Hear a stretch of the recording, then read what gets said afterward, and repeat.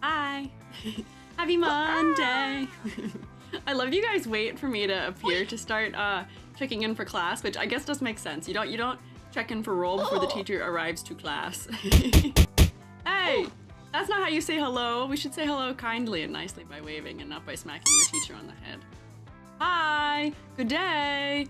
To those of you I know in a strange manner, not to bring up the terrible thing that is probably happening to many of you, which is that, oh man, classes are starting again, aren't they? Good luck, roommates. I hope that your class is starting up goes well. I hope you have a good, what do you call it? So what is the word? The syllabus week? Yeah, good syllabus week this week or next week or the following week, depending on when yours is. Hi, I'm Squiiji, Freelance Fungi, art educator. My partner Jubby, whom I love and adore, isn't here anymore. Jubby had to go back to teaching. Today's Jubby's first day back teaching, and it's so weird. It's so strange. I got so used to them hanging out at home with me all day, every day. So like, you know, I can be like tip-tap type on computer doing work, finish a consultation, walk down the hall, go give Jubby a kiss, and then come back and keep working. There's another 104 days of summer vacation and school comes along just to end it. So the annual problem of our generation is finding a good way to spend it. Like maybe, you're right, Gary, I'm so glad you're a fan of Phineas and Ferb. But yeah, so I was like, no, Jubby, withdrawal. I keep doing things and being like, oh, say hi to Jubby. Nope, Jubby not here. Jubby not here. I texted Jubby and was like, I miss you. Which is so strange because like most of the year Jubby is not here during the day. And as much as I hate to admit it, I was more productive without Jubby here. But like, it's fun having Jubby here. It's nice. I like it. Building a rocket or fighting a mummy or climbing up the Eiffel Tower. Dun, dun, dun, dun, dun. I feel like that's one of the only songs that I actually managed to sing on key at all. That's fantastic, actually. But yeah, hello, happy Monday. If you are going back to starting classes or to teaching, if you are a teacher yourself, good luck. I hope it goes well. I am reminded of my age-old way that I used to start class back when I was teaching. Because I saw Taiga Chama, who is, I believe, a computer science professor, talking about how he got questioned in class about whether or not he was actually the teacher because he just looks young. I loved, my favorite thing to do every semester was I would dress like this. I would wear, this is my first day of class outfit. I would wear my overalls and I'd wear my sweater, depending on what the time of year was. Sometimes it'd be my like Otakon version, which is my tank top sweater and my like shorts overalls, but I would go sit down at like the big long tables in my classroom and just sit with the students while they would talk and like, you know, may or may not be gossiping about my class, talking about, oh, it's so easy, or oh, my friend had this last year and the teacher's really mean and really strict, or whatever they would have to say about it. And I'd sit there and I'd listen to them. And then I'd wait like a minute or two into class, like into when the like class period would actually start. And then I'd stand up and be like, hi, I'm your professor. And watching the terror on their faces was so fantastic. It gave me so much life. Sneak EG, yeah, my sneak power, 100. Stealth, 100. Because those of you who met me at Otakon, I don't know how much you were able to glean of what my face looked like. I was wearing a mask. Which granted, I did usually wear a mask when I was teaching too. I look to the average viewer like an 18-year-old. Usually. I don't look like I am the age that I am. I think I look roughly 10 years younger than I am. Somewhere in that ballpark, which is really funny. Yeah, I look relatively young. So the students were always so surprised that it was me. Yeah, I look college age. So it was really, really good. I was well disguised, but yeah. So I'll be looking forward to seeing if that's still true, if and when I eventually go back to teaching, once I'm done my teaching hiatus. But yeah, we'll see. I start like mid-40s, looks like he's in his late 20s. Oh, I know. One of the other, our screen printing professor who taught alongside with me, he also was like one of those fellas where, especially when we were wearing masks, I couldn't see his facial hair. I thought he was a student also. And we had like one of those funny moments where we both thought each other were a student. And we would commiserate about how if we were like walking down the hallway like while classes were in session on like the first couple weeks, other like students and other people would be like, hey, do you need help finding a classroom? I can help you out. Like, are you looking for like a room? And I'd be like, no, I am in fact the printmaking professor. So we would commiserate about that, but it was okay. It was honestly really funny. So yeah, I am thinking about that this time of year. But yeah, also, why are my arms so far away? My arms are like resting at my sides, but they're like floating. Can we not do that? Like, come down here. There we go. That's more natural. How strange. There we go. Well, I'm not a teacher. I don't look like a teacher. Apparently I sound like a teacher. In a voice chat, I scared someone because they thought I was their math teacher. Oh, you sound like a particular teacher. Interesting. I mean, I'll also tell you guys that like the voice I use for you when I talk to all of you is not my teaching voice at all. This isn't my natural voice. This is like closer to maybe like my customer service voice. My teaching voice is not like this at all. I am, depending on what the day is, sometimes I'm still like goofy silly as a teacher, but I'm usually a lot more, not to say like strict, but like my tone is harsher, I would say. Can we hear? If once the ASMR reading video goes up, you'll hear that's the voice that I use for teaching more. Put me on the spot. Until I walk like a teacher. How does a teacher walk with confidence? It's hard for me to like put my teacher persona on when I'm here though, because I'm looking at myself in the face. I'm looking at the Squiiji in the face, and I'm like, I'm just a cute little guy. Yeah, the ASMR video is stuck in YouTube jail, and I think I actually figured out why it is. And it's hilarious, the reason why it's stuck in YouTube jail. Do you wanna know what it is? Do you wanna know what it is? I might just have to edit it. But you know what it's doing? It is, because it's on second Squiiji, it's flagging my intro that I give, where I say, hi, I'm Squiiji, freelance artist, fungi, art educator. It's flagging my intro in the video as being something that is owned by my other channel. And it's not letting my other channel clear it as being okay. Yeah, it's doing like an identity theft thing. And I'm like, you fool, it's me. My guy, it's owned by the same, like it's under the same email address. Apparently I'm a thief of my own work, but it's flagging that part of the video when I send it through. And because like, I guess like I am like I'm in the partner program. It's like, well, we have to wait for this person to approve it to like do whatever. But it doesn't give me the option to approve it on my main account. So I might just have to like this week, just be like, all right, chop that off, reword my intro so I can say hi and, you know, tell people who I am still, and then just go. But I was like, are you kidding me? Are you serious? Because I was really confused because it flags like the first minute of the video, which is where I like start reading and I say the title of what I'm reading. And I was like, oh, am I being flagged by like some library that's pretending to own this like free, like open source, not open source, but like this outside of copyright short story? No, it was so goofy, so goofy. Or email YouTube. That's not gonna happen. Emailing YouTube won't get me a real person, and it will not solve the problem, unfortunately. So what can you do? But it would be really funny, because here's the thing. If they let me post the video, they let me post it, theoretically, I could claim that video and then earn money based on how much money that video earns, which would be really funny because second Squiiji is not monetized. So then I would still be making money on it, which would be really goofy as just like a slip through of whatever. But yeah, so I gotta fix that and see if that solves it, but I am so annoyed. At this point, I've made something else and I'm like, oh, I might redo the little like backing video for it while I'm like speaking over it. I shouldn't, but I might because I'm not satisfied with it, but what can you do?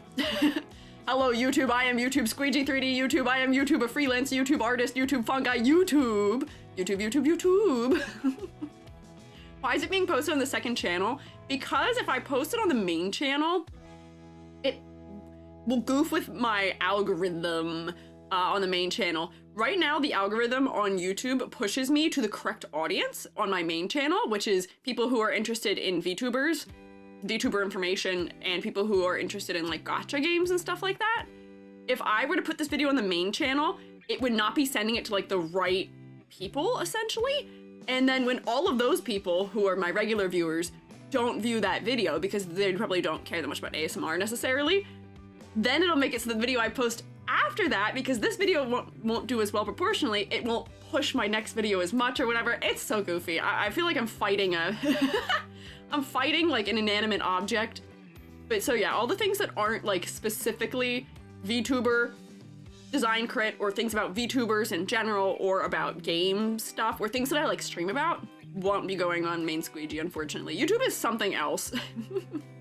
So I made a 5-second Uma video with the viewers rejoice. If it was Uma Musume, maybe. Mayhaps. But yeah, it's out of niche, so I just have to put it somewhere else. But who knows? Maybe that will become the niche of the second channel. Who knows? I don't know. The second channel is just everything else. But anyways, my teacher voice.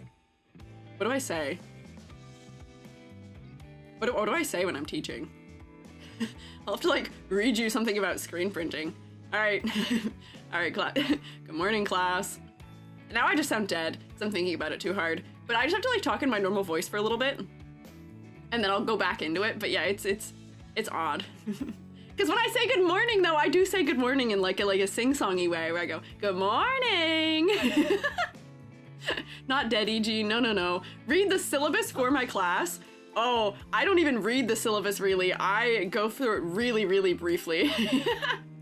Oh, Corey, thank you for resubscribing. Welcome back. Yippee. Oh, wait, somebody also resubscribed while I was in my starting soon. Mad Buns. Thank you for resubscribing. Also, Mad Buns, welcome back. I hope you guys enjoy rotation. Where's your homework? Oh, you should see me in crits. I am, when I had to call somebody out for plagiarism in crit, I was terrifying. It was scary. You never want to see the nice, friendly, upbeat teacher when they get quiet, frustrated.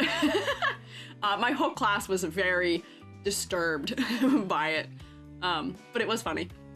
We'll see. I might have to just, because I've already locked into the Squiiji persona, I'm not gonna do a good job of switching to being my teacher mode, but maybe I'll start a stream as a teacher in teacher mode one of these days and catch you all unawares. We'll see. I was terrifying. I didn't think I was terrifying, but some of my students who were like my assistants essentially, for like studio assistants, were like, oh my god, I know you weren't mad at me, but you were mad in general and we didn't like it. It was scary. Yeah, teacher jump scare. Yeah, kind of accidentally. Whoopsie. Which is why whenever you guys apologize, I'll like say something jokingly. I'll be like, hey, don't hit me, don't do whatever. And people will be like, I'm sorry, Squiiji. I'm like, it's okay, you don't actually have to apologize. If I was upset, you would know. There'd be no question that I'm upset. It would be really obvious that I'm upset. If I'm doing a goofy voice and I'm still talking up here, then I'm not mad. But yeah, good morning, good afternoon, good time zone. Both my parents are teachers and it's terrifying. Oh boy. I honestly can't imagine that, because the idea of being scolded by somebody who is both a teacher and your parent, lordy. Jubby's the same way. Jubby has a very scary teacher voice that they use sometimes. Jubby is usually Jubby at school while teaching, but Jubby, when Jubby pulls out the teacher voice, Jubby pulls the teacher voice on me sometimes, and I'm like, ah, don't do that, I don't like it, please no. Scout TF2, I regret everything. I regret everything I've ever done. He does regret everything. Anyways, hi, happy Monday. We are doing cat VTuber design critiques. And these cat VTuber design critiques were partially inspired and also now approved by Garfield, because I did have leftover lasagna for lunch. And when I was trying to make up my mind about what I should pick as my category for this week, I usually don't pick it until Monday. I was like, lasagna, Monday, aha, I see.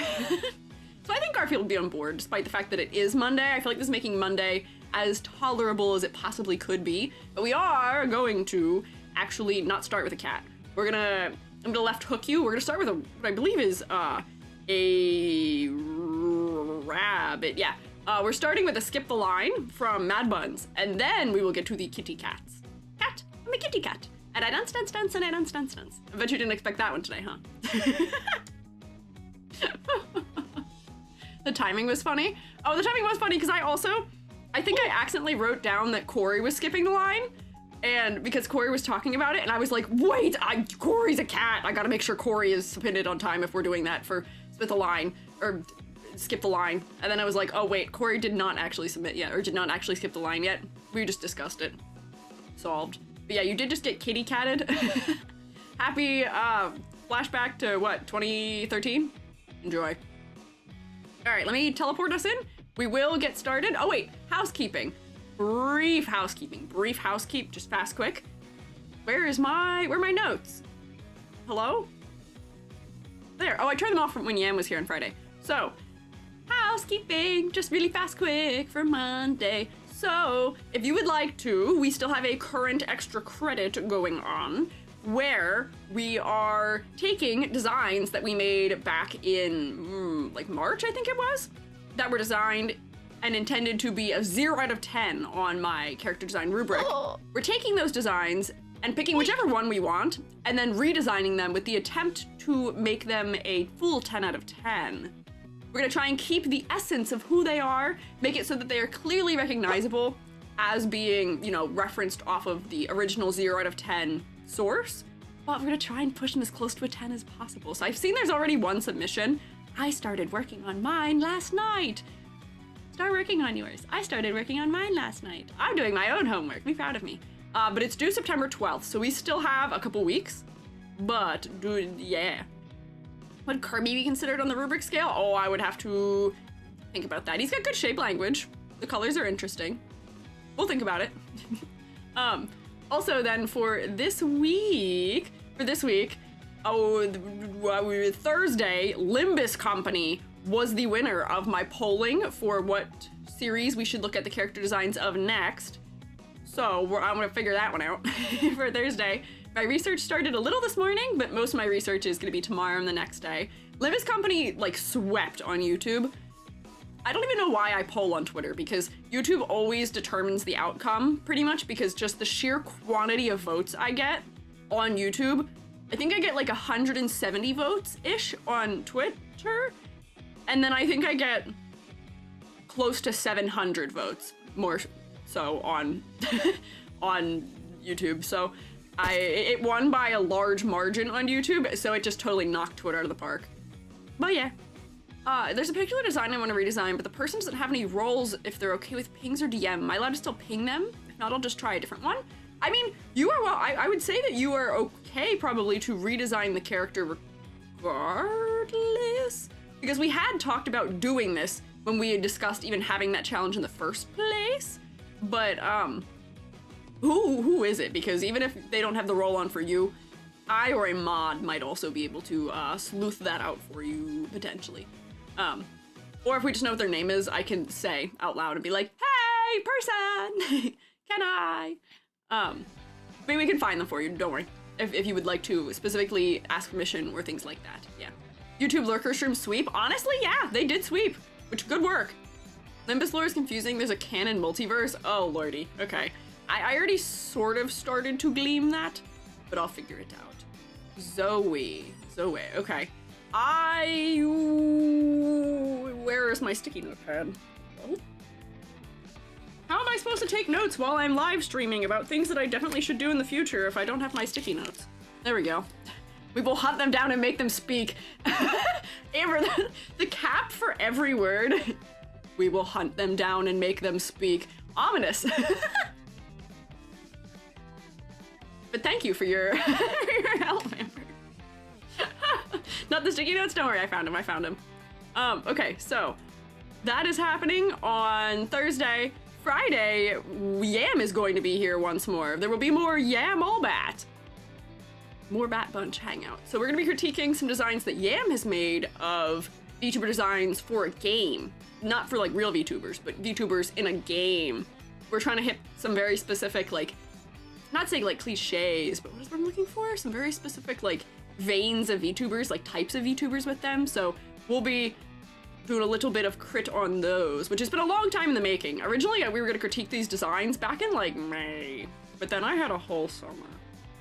VTuber by proxy? No. They're like a character that is a VTuber in the game.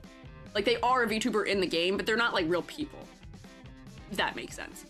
So like it's not for actual people, their VTuber designs, but it's like, do you remember that anime where the main character in that one anime was a VTuber? It's like that, kind of. Not a real VTuber, but a VTuber in a game. Yeah. So, yeah, we'll see. Layer of VTuber like onion. Just a little bit of onion, just a little bit. But I think that's all the housekeeping I had to have. Yeah, also like need a streamer overload. Potentially, yes. Yeah, there'll be an explanation on Friday, or can link your explanation stream in Discord. Yeah, we'll get more detail on Friday about it. I just haven't explained because I don't know how much Yam wants me to explain in advance of it.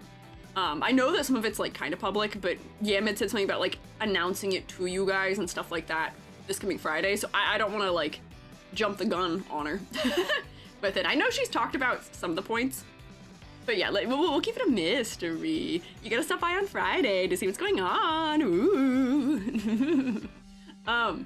So I think that was all of those things I had to say. So why don't I take a roll? Also, Dreamy Newt, thank you for following. Let's take a roll, and then I will teleport us into the rubric room.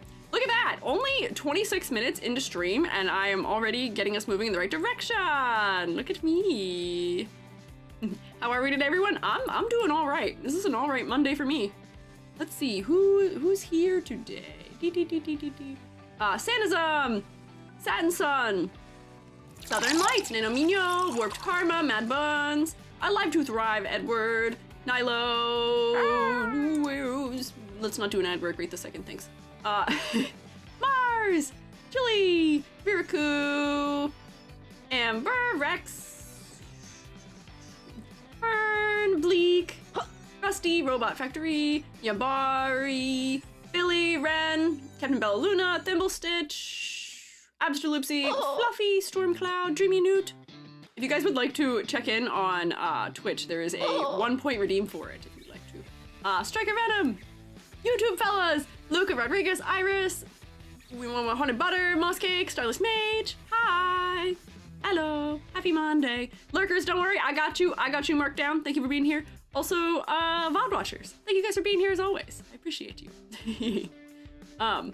1 point in this economy. Yeah, it's just supposed to be affordable, so we can just say hi, just so you know that we're here. Yeah. Nagimon, also, hello, I see you. There we go, all right. Teleportation magic, ready, go.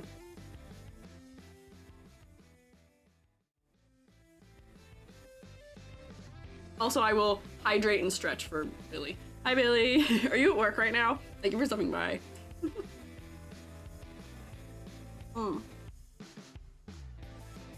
There we go. So, here is our rubric that we use for critiquing the designs of VTubers. This right here that we have on the left is the personification of our rubric, drawn by Anonymous Can Draw. Which I just realized, is it any mouse can draw or is it Anonymous Can Draw? I feel like I never properly figured out where to separate this name. And I think it is any mouse can draw, as I have learned. But every week we have a new rubric chan. This is our rubric chan this week. Look at her! She's got a big old green stamp of approval. She's got all the little horizontal divider lines in the upper part of her outfit. My terrible green multiply layer that I use for grading in her hair. She's lovely, and I like the hand pose. She's good. That looks like any mouse. I guess Anonymous has A-N-O-N-Y. I think I was just reading it too quickly accidentally before. Can we do new rubric chans? If you guys want to design more rubric chans, you are always welcome to. I may, because here's the thing. We actually, I think this is the second to last new rubric chan. Let me check that to make sure I'm not lying to you. Don't worry, I am not coming on stream to just tell you fibs. I think there is... Yeah, we've got Neno Mino's rubric chan, and that's the last one that we haven't showcased yet, which is crazy. So we may soon do another rubric chan design thing, but we might wait until after I have remade my rubric, because I keep telling you guys that I'm working on remaking the rubric, and I've very slowly been sort of recrafting some of the language. I want to edit the colors a little bit because I'm not really happy with how pastel it is. Like, I can fit my brand colors better also. So once we have a new rubric, then we will redesign rubric chans around the new rubric. So that way things are clearer about what's going on with the rubric. And then also we'll have, yeah, she's rebranding, I guess. Yeah, so we'll draw new ones of her at that point. Yippee! But let's real fast quick go through all of our categories here that we use to grade on. So there are 5 categories. You can get a maximum of 2 points in each of them. Those categories are color palette, silhouette, complexity versus clarity, focal points, and concept and motifs. So to get full points in color palette, the palette should be cohesive, interesting, and well executed. You will get no points if there are instances of low contrast, clashing, or just otherwise overwhelming choices. If I'm slapping you with color layers left and right, no points. For silhouette, to get full points, it should be unique and easily identifiable in and of itself. Think Sonic, think Mario, honestly, think Kirby. We mentioned Kirby earlier. We should be able to identify you as being you just based on silhouette alone. If we cannot, if your silhouette is completely non-distinct, blob-like, no points. To get full points in complexity versus clarity, the model should be well balanced, the detail should support the concept and the focal point and not be excessive. I should be able to turn you into a cute little marketable plushie without removing all of the elements that make you distinctly you. Hello, there's not another hand raised to my face. I don't know what you're tracking right now. Is it my hair? Hello? I feel like phantom hand syndrome going on. Focal points! In order to get full points for focal points, they should be well executed. Let me tell you, you can have multiple focal points in a design. However, the face and the eyes should be the primary focal point. Because as a VTuber, the face is how we are going to be expressive and how we are going to form that, connection with the viewer. So if the face as a focal point is fully lost due to low contrast, over detailing, or being outcompeted by another area of the body, no points. For concept and motifs, to get full points, the concept should be clearly and creatively presented in the design with supportive motifs. What this means is that I should be able to determine what your species is, what your occupation is, elements of things that you are interested in, what your motifs are, where you're from maybe, what your personality is like, all these things I should be able to determine visually, without notes. I should be able to determine at least a couple of them without notes. You will get no points for concept if the concept is unclear, non-existent. So if you are you, but blue, that's okay, that's still a concept. But if you have no concept at all, or if I just can't guess what it is at all, no points. But if you have no face, if that is the circumstance, then yes, there could be somewhere else that is focal, but I would still suggest that if you have no face as a VTuber, you should still have something that allows you to express yourself on the design, something that is still reactive to your emotions and the way that you move, and whatever that is, that should be what's focal. You know what I mean? Hi Porto, also thank you for following. Astronaut with helmet. It should still be motive in some way. Connection testing. Oh. Helmet is a face of sorts. This is true. Oh, Bleak, thank you for resubscribing. Welcome back. I'm honored that you fellas use your Prime subs for me, because you only get one of those, but I hope you enjoy getting to rotate. And also being saved from the advertisements. So, okay, I think that was all of the things I had to say in advance here, maybe, potentially, question mark, I think. So I will get us moving. So today is cat themed. We are starting with a skip the line. If you are unawares, if you have 50k channel points on this here Squiiji stream, you can skip the line and we can review your design potentially a lot faster than we would get to via the regular queue.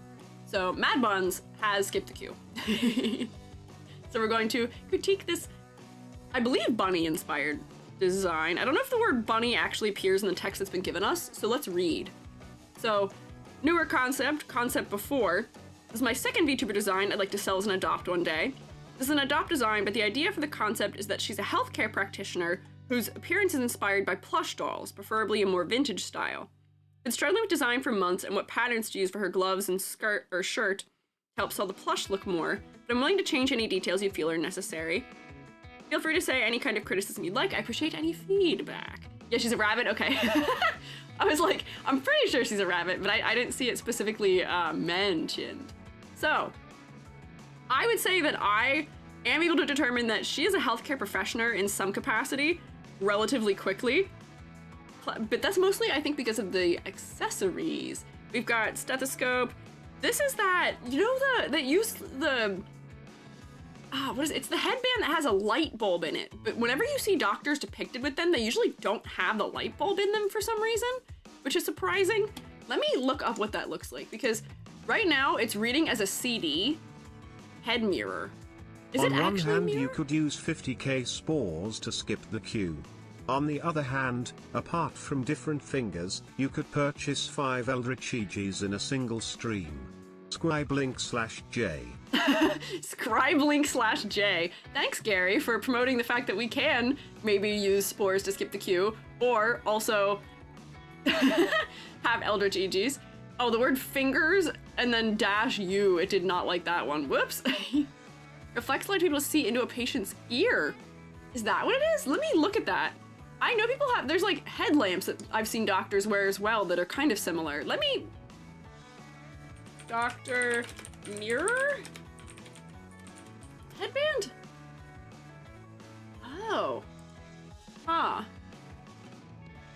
Interesting. Whoa, they are truly crazy looking. Interesting. I would suggest, right now it reads as a CD to me. You might want to give it like a slightly more plainer shine on it instead of this radial one. Because the reason why CDs get that radial highlight and shadow is because they have all these little microscopic grooves in them that change the surface texture. If it is truly a mirror, it would probably, oh, where are all my tools? What's happened? My layout got goofed up here for some reason. But if it's truly like a mirror surface, it would probably be a little bit more horizontal. I'm not gonna do the most fantastic job of modifying this. But that was just the first thing that like sort of jumped out to me about this design was I was like, CD on forehead, question mark. There we go, and then you would have like your like bright highlight. That's not a bright color, hang on, try again. Like these kind. Weep. There we go. Maybe like an add glow layer or something. Yeah. Now it feels like it's more of just like a flat mirrored surface. Wait, Gamba, no Gamba? Oh wait, you're so right, Riku. Let's Gamba. Let's do a prediction. That's not how you spell prediction. Try again, EG. How many designs do you think we'll get through today? Also, bingo! Oh, you're right. I was so locked in wanting to get us started that I didn't do either of those things, but that's okay. Will we get through all the designs? No, wait, that's not the one. How many models will we crit today? There we go. Our options are 4, 5, 6, 7. I'm not even gonna give us 8 as an option because I don't even know when the last time I even had 8 was. I don't think we've done it since the charity crits, which was like longer streams, but there we go. So how many will we critique? There you go. There you go, Gamba. Sorry to deprive you of your ability to spend fake money to gamble.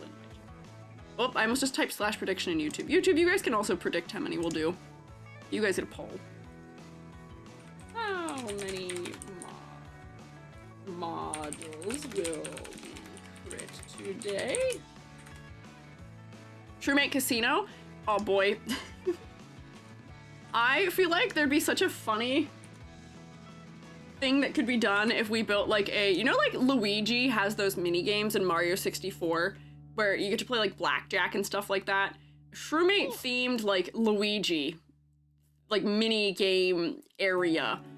And then there's like weird other things because what are casinos if not a place that there's minorly strange, not nefarious, but strange business going on? We could reference the cell of individuals who exist within the shroom state who I do not recognize the existence of, but do persevere nonetheless.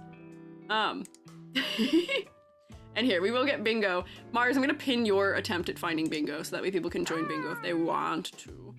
And let me get a card. Let's see, will I win today? Not likely. I haven't won in months.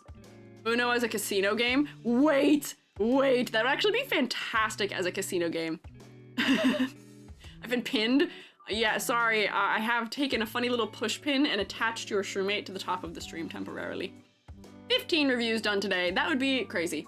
Okay, so, was that all of my things? Have I missed anything else? I think that's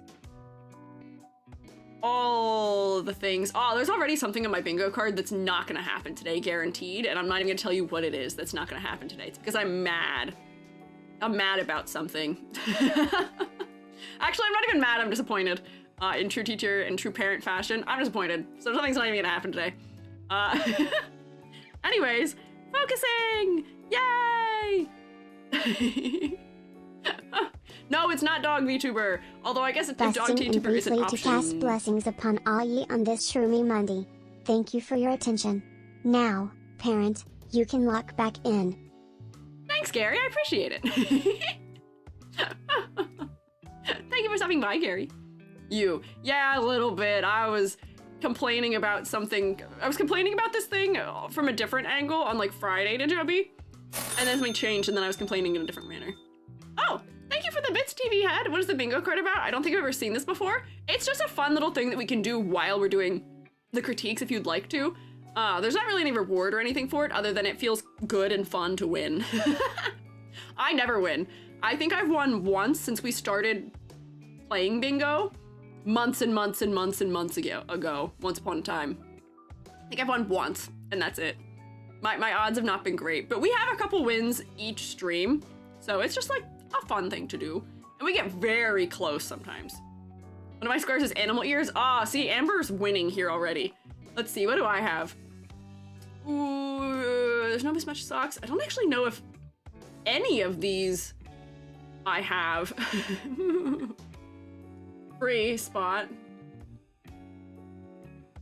Wow, this actually doesn't check any of the boxes that I have at all, which is crazy.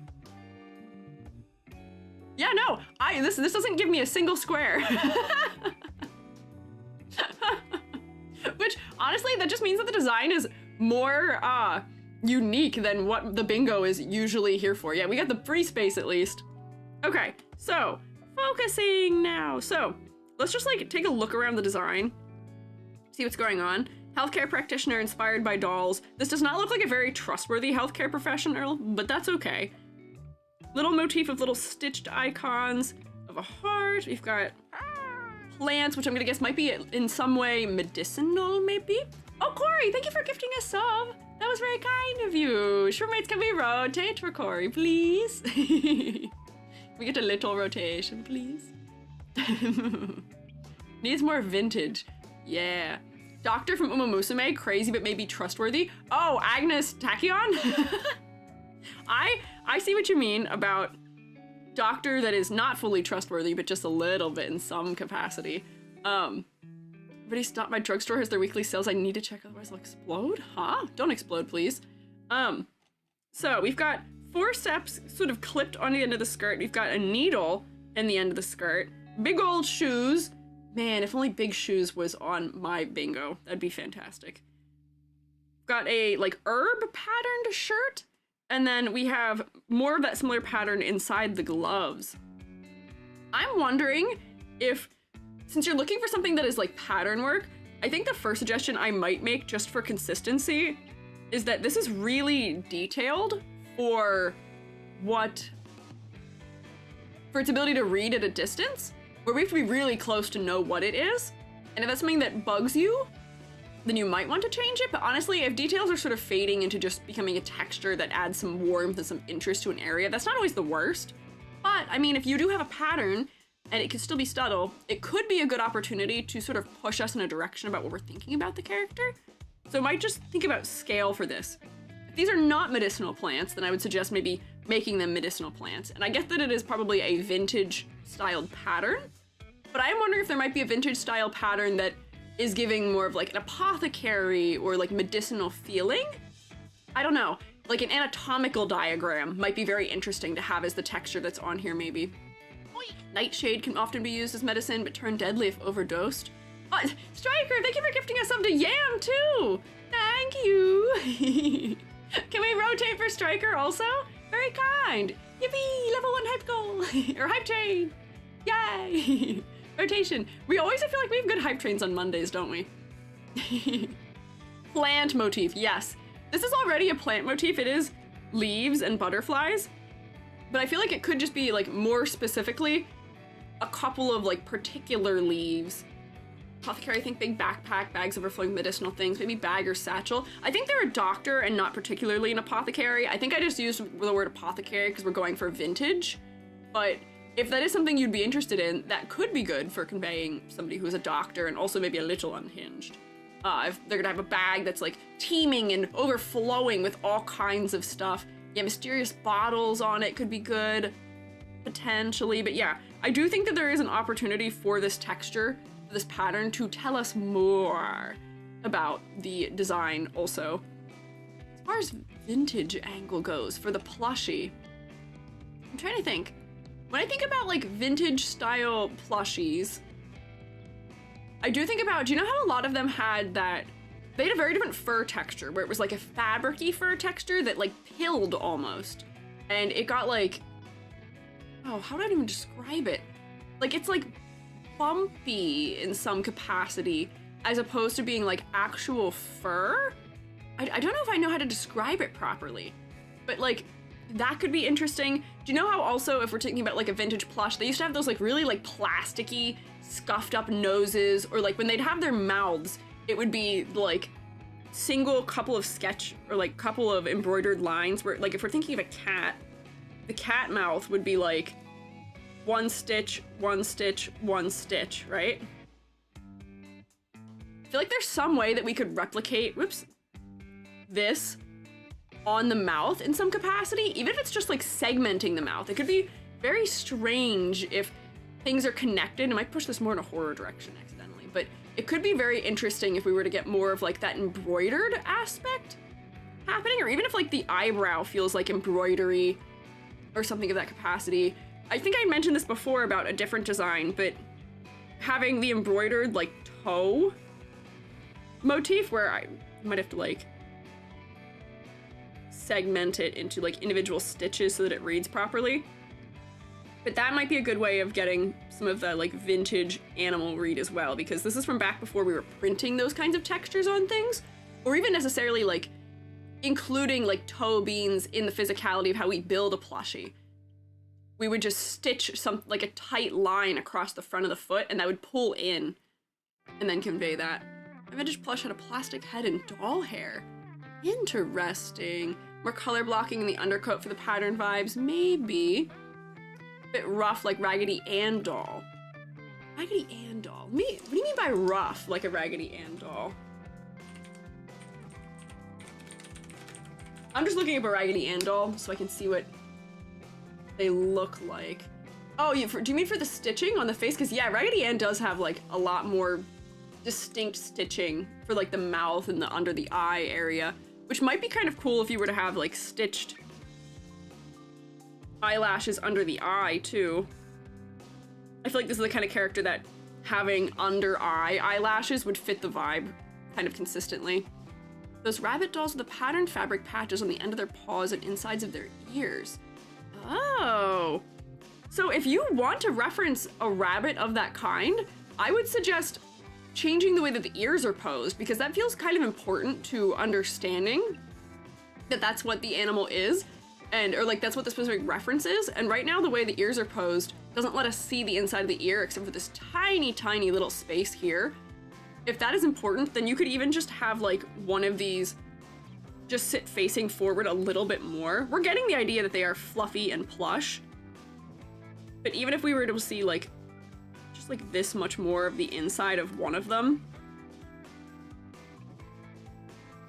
that would probably help convey it a little bit more clearly, which is just the angle it's been drawn at. A bit creepy like Tim Burton, have one ear straight like Azumaro. We could, but honestly we could just rotate it so that it's flopping more to the side as opposed to flopping forward, you know?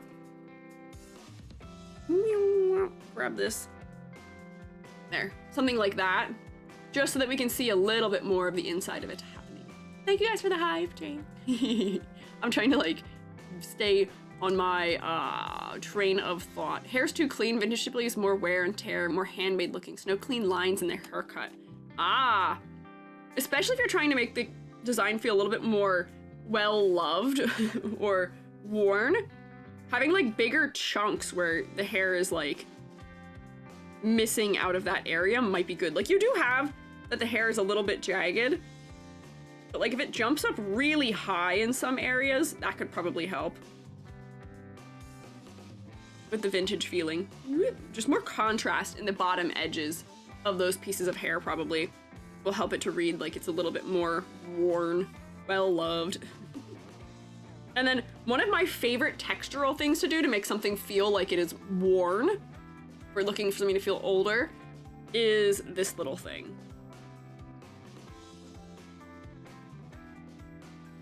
Makes clothing feel a little bit threadbare, like it's a little bit more worn in. And I've done it sort of subtly. We could probably make them a little bit bigger and more exaggerated. Whoopsie, hang on, not that. Like that. So then just that little bit of texture is enough for our mind to sort of subconsciously note that the clothing is a little bit more worn out. Yeah, little straggler strands that peek off the edge of the design. They add just a little bit to silhouette. But then they're also just sort of quietly telling us that this is slightly in disrepair, might be a little bit older. So there we go. We've also talked at length before, as far as plushie designs go, about how and when, or maybe why, to include a tag on them, because that's one of the things that can really help with making it clear that something is a plush. Because right now I feel like you could exaggerate more some of these elements that are what is conveying to us that this is a plushie. More little bits of fur bursting, or fluff bursting out the seams in multiple places. Could even be bursting out the seams of the body somewhere too, so that we know it's not just the ears that are plushy and are being worn. Then we'll know that maybe the body itself is also plush underneath the coat or something. Where if we have breaking out of like an elbow seam or something. But just because right now it might just be easy to read, this is only being connected to the head. Do vintage plushes have tags? That's the question. Do vintage plushes have tags? That is a good question. Raggedy Ann dolls had tags, but like not in the sense that we do them now, where they're like just like a much softer fabric and they're like sewn onto them. They don't stick off the side. So I don't know. We might have to do some research on that to see if they do and how they were drawn, because I feel like that might also be another good clue for us. 7-year-old asks if your mushroom goop is used as ink. It can be! That's low-key the purpose of it. I'm a screen printer, so my hair goo could be used as printmaking ink. that was part of the design idea. Sometimes they were even sewn in. Okay, so if that is the case, then I might suggest finding somewhere to put it, and then I know you can do it. I know you, Mad Buns, I know you can do it. I feel like you should design a sort of medicinal inspired little like logo or something to put on it. And like maybe that tag comes out of, I don't know, the side seam of the clothing. I'm trying to figure out where I would put it right now. Don't know if I want it on the ear. The leg might be a good opportunity if it was like, let me see, take like one of these brown colors. You had the tag coming out of like a side seam of the leg, but then if you were to design a little logo for it that is sort of crossing over the elements of, you know, there you've got a heart up there, we've got some medicinal objects, something that looks halfway between creepy and cute for the tag, then that could also double as branding for that VTuber who you are potentially selling this as an adopt to, which might work nice. Need to go to bed now, rewatch the VOD because this is full of good information. Thank you! Enjoy your snark memes. It's the soup you were talking about? Why are we talking about soup?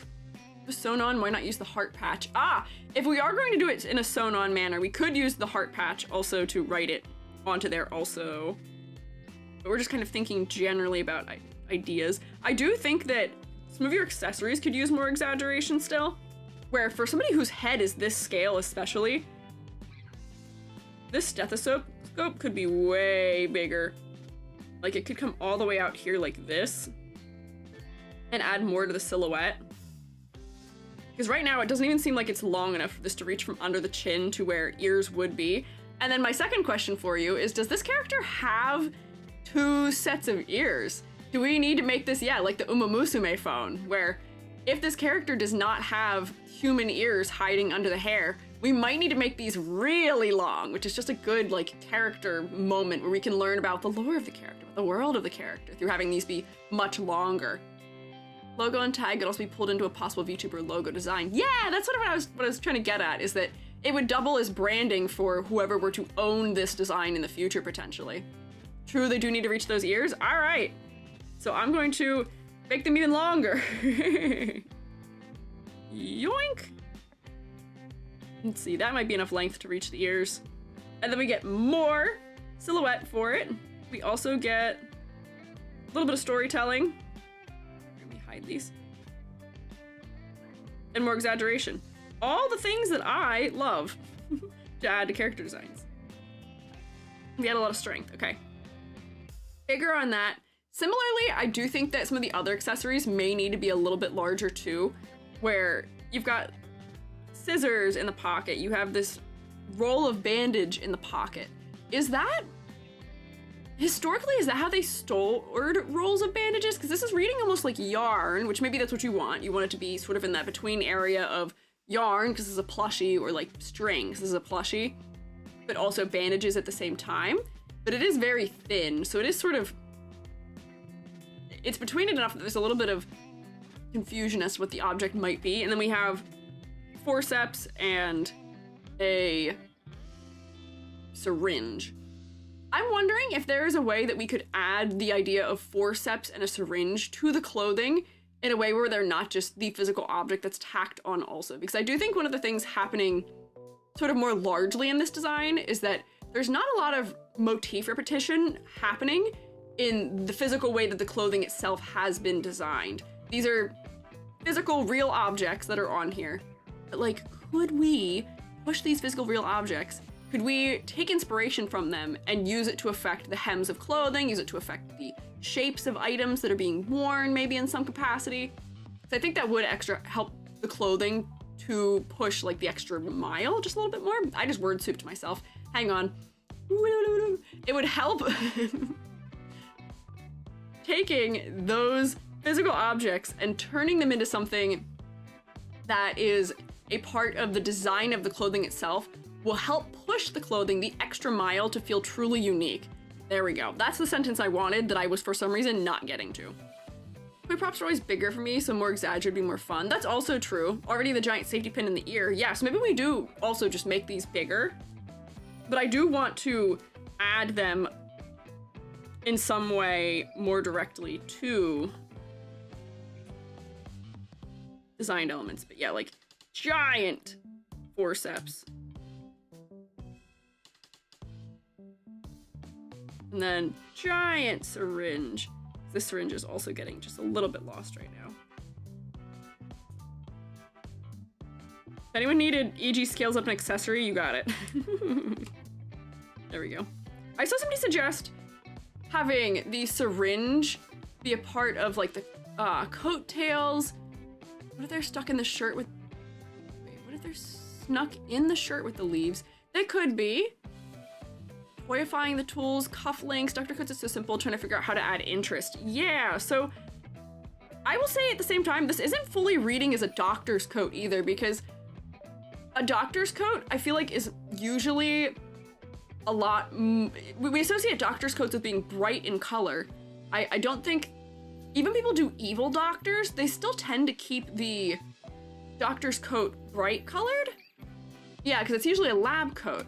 So there may be something we might need to do to make it clear that this is a doctor's coat or a lab coat. Let me see. If there's anything I can add, make it more particular. Pocket. Holding things. Yeah, the lapels maybe could be longer than they are right now for a lab coat, but not a ton longer. Dr. Doof's main wardrobe. Does he wear a dark colored one? I think he wears a light colored one still. Imagine the coattail shaped like syringes, not three-dimensional, but like silhouette pattern of one. Yeah. Because we are sort of getting villain from the silhouette of the outfit right now already. So I am wondering, let's just try that and see what that looks like. Where if we were to have, oops, split coattail Oh wait, you don't even have to do that. You could have an item, even if it's like scissors or something. Hello? My pen is not working. Like, you could have something as, like, even just, like, a cutout in the back of it to be how these are... I could draw these to look like the actual forceps, maybe. That'd be good. Hang on. Figure out how I would even do this. Because there'd be, like, an inclusion if it was that. I wonder if it'd have to be the syringe. You could even just have it as, like, a cutout for how this becomes something with coattails on it. Oh, Bailey, thank you for resubscribing. Welcome back. Oh. How you enjoy continuing to rotate with us? Also, Art Fun High, I see you're here. Cutout looks cool. Right now, the way I've drawn it doesn't quite look like a syringe. I've drawn it and it looks like a dagger.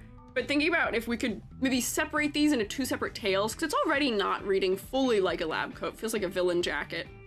That might be just interesting, maybe. Maybe to the side rather than in the middle. Also potentially, because having it in the middle is a little bit weird the way it's reading. But we could also reshape the ends of this too, where like, if I were to cut this in and then have it, well, that might make it confusing. But like, you could reshape this into being, hang on, I'm gonna have to cover over everything. Like syringe shaped at the end. What does a syringe even look like? I feel like I'm not looking at a syringe and the aphantasia is striking and I'm failing to make it clear that that's what it is, but like, now this is a more specific shape on the end of it that feels kind of aggressive, which might be interesting. Might feel also a little bit silly. Could also split it at the end so that it feels like scissors or something. Cool checks bingo, unusual clothes cutouts. Yeah, that kind of is there. This is our first design critique today so far. Dr. Joof in the second dimension does wear a black sort of evil scientist coat. Interesting. Thought they meant each tail to look like a syringe. We could make each tail look like a syringe also. If we were to totally redraw it, that could potentially be an option too. I was just changing the end of it maybe. And then you could see like more of the lace trailing along that edge still. But that'll make it more specific. I'm wondering about the lace, because I guess that's probably also a reference to some of the vintage angle here. But I feel like I don't know if there's enough repetition of the lace right now.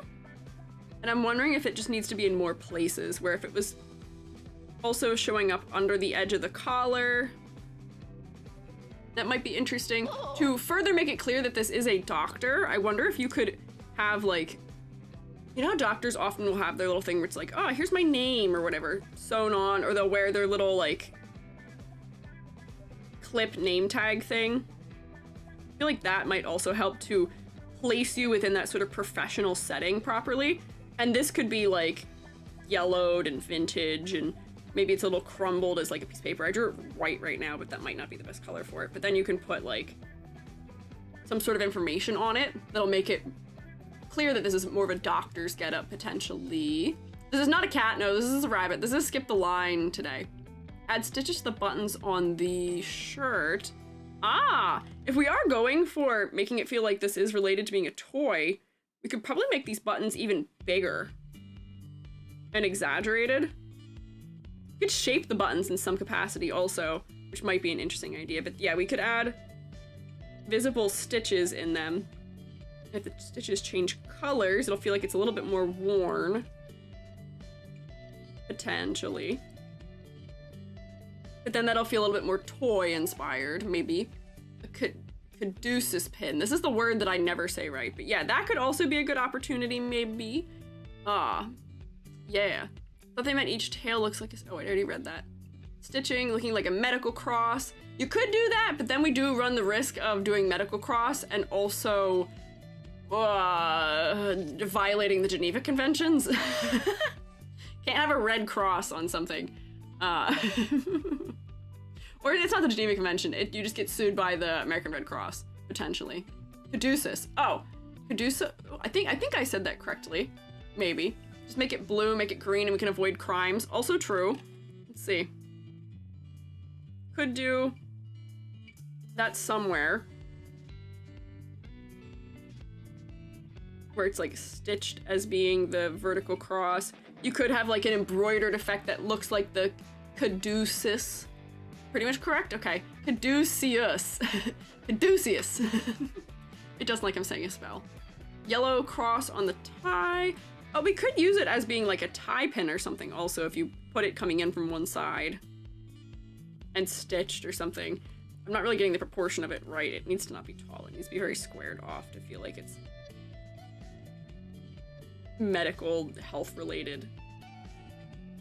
But these could all be potential options. But I think what we're looking for is we just want a little bit more of that medical angle conveyed through the clothing, because right now, if we take the accessories off, the outfit itself isn't really conveying it to us completely. But it can. We can make it do that. Let's see, what else is there? What do we not talk about? Color palette wise, this is lovely. Purple, orange, black, good color palette. Very Halloween-esque, which I think is also what is helping push it into a little bit of a villainous end. The skin being almost pure white is a-okay because it has plenty of contrast against the hair, and by it being the lightest, brightest part of the design, it's helping with the focal point. All the orange being focused around the head also helps with focal point. Most of the exaggeration happening around the head too, some of the widest parts of the design. Big, chunky, round shapes. Head is focal. We are getting a good combination of shape language here too, which is why a lot of us were saying, oh, mad scientist, but one that we kind of trust, like the Agnes Tachyon situation, because big, round, soft, fluffy ears. They look cuddly and soft and welcoming. The face is still kind of rounded. Big, round accessory on the face too. A couple other rounded, curved elements. But then they are offset by much sharper points to the ends of the clothing. The shoes, I think, were a little bit sharper. Well, they are still a little bit round. The fingers being sharp. It is giving us sort of the duality. Is somewhere between strange mad scientist doctor who I don't know if we should go visit, but also maybe they will do a good job. Maybe I should trust them. So I can see that going in either direction. I do think a couple of the elements maybe could bear just a little bit more repetition, but yeah, hang on. I'm gonna start grading just to see. Color palette, good. No issues. Flexi versus clarity. I think we were wanting a little bit more detail. For focal points, it is totally the face, and we wanted you to push your motifs a little bit more. Actually, wait, this should be swapped. Level of detail is more okay, but we want more pushing in the motif, especially incorporating the motifs physically into the clothing. For silhouette, we didn't really talk about that for very long, but let me turn off all of my funny little edits I made. And I think we will find that the silhouette here is still pretty solid. I think this character will excel a lot more also against a mid-tone background so that the face pops more. But big, exaggerated ears. This safety pin is lovely. It's creating a lot of positive, negative space. The stethoscope, the stuff in the pocket. There's some nice little bits of asymmetry happening from the little, what do you call it, the mirror that was on the face. Also, and then having these two little objects hanging off one side. The shoe is open on one side. So there's some subtle asymmetry. I don't know if, let me see. I can do a very quick, see, can I? Kind of. Quick silhouette test here. Did I get everything? Yeah, okay, wait, hang on. Nope, not everything. Gotta get that. Yeah. Wow, there we go. Silhouette, I would say very distinct. I would say enough clarity. We can tell who you are based on silhouette alone. Good work. Let's do a ladder real quick too. You guys thought I'd forget? Nope. Nuh-uh, I won't forget, not today. I'm gonna make bingo really hard today. I'm not gonna forget, and I'm not making any of my usual references that I usually would reference in a design crit. That's the ankle. This is like the bottom edge of the coat. The inside, because it seems like it's at an angle. I think only one knee has this stitching on it. That line there. There's this in the pocket. The tie. The stethoscope. I'm not really sure. I might draw half lines for the stethoscope. Top of the tie and the bottom of like that piece of the collar. Chin. The head was upright. The mouth. The eyes. The thing on top of the eyes. The top of the head. We're kind of playing pretend right now. I'm gonna guess that the ears would probably be like that in height. And then this ear even has something bisecting it too. So there we go. Ladder. Thoughts? Thoughts, feelings, opinions? Ladders, maybe, if you would like. And I have ladders. Thanks. Thank you, Edward. Thank you. Thank you, Mars. I would agree. I think you guys have it right. Would climb is not smart. Fair? Agreed. I would say not smart to attempt to climb, which is exactly how we would like it to be. This is how we would prefer it. Let's accept my insurance? Oh, this doctor? I feel like this doctor is operating in a capacity where insurance is something you don't have to worry about. You take this ladder in a fight. I don't know what you mean by that.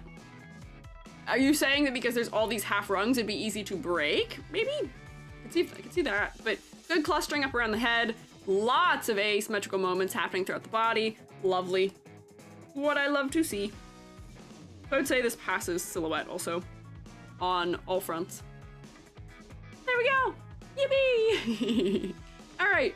2, 4, 6, 7, 8.5? Is that math? 2, 4, 6, 7? Yeah, 8.5. Yeah! Look at me, I feel like that was a quick one. That was a good locked in critique, potentially. Let me turn on my edits again.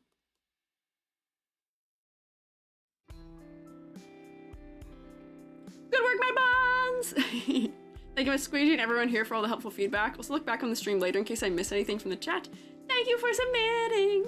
Thank you for saving up so many channel points also that you could even afford to submit to. That's crazy, first off. But thank you! I hope you're having fun designing some VTubers to sell as adopts, because we looked at one of yours before in the charity crits, the little bluebird fella, and she was so cute. I would love to see these out in the world someday. I love seeing the VTubers who we look at their designs on stream out in the wild, where I'm like, oh, I know this person, I know who this is, I've recognized this design. Crazy. It's so exciting. But yeah, we did some round of applause. We can do some more round of applause. But yeah, I'm excited for the possibility of seeing this out there somewhere. Watching your streams made me so invested in VTuber designs. Hell yeah! VTubers are benefiting from you being invested, I promise. Once I'm done, I'm gonna next jump the line.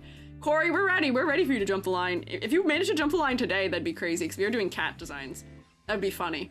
But I do have to make sure I get through the 3 that are on the thumbnail also, so I will keep us moving, but not before I take a sippy of my beverage. I am drinking hot chalky. I do need to do that first. We need to ask, do we have to credit EG? What do you mean? Do you have to credit me? What would you have to credit me? Oh, do you have to credit me for critiquing your design? No. I don't require credit for that kind of thing. If you would like to say, hey, I just want to thank Squiiji for helping me out figure out what's going on, you're welcome to do that. I'm not gonna stop you, but I don't require credit, no. I'm not the one designing it. I'm just offering a little bit of feedback in the process. So don't worry about it. I'd wear it as a badge of honor. Why, thank you. I know people have, like, I will get tagged from time to time on Twitter. People are like, hey, here's my new one. And like in the credits, they'll put something to me and I'm like, oh, I'm glad I could help you. I'm happy that you liked my suggestions and the help and all of that. Thank you. But, yeah, you don't have to. You're not required to. Eat and drink, unheard of. Not around these parts. Not unheard of. We've heard of doing the eating and drinking before and the snorkeling meeting. I say those words a lot. You should partake in those words a lot. I guess I'll be my hot chocolate.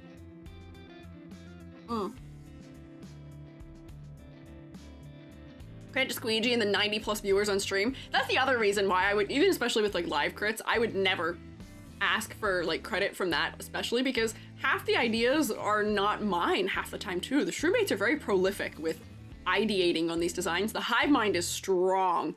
The hive mind is very helpful.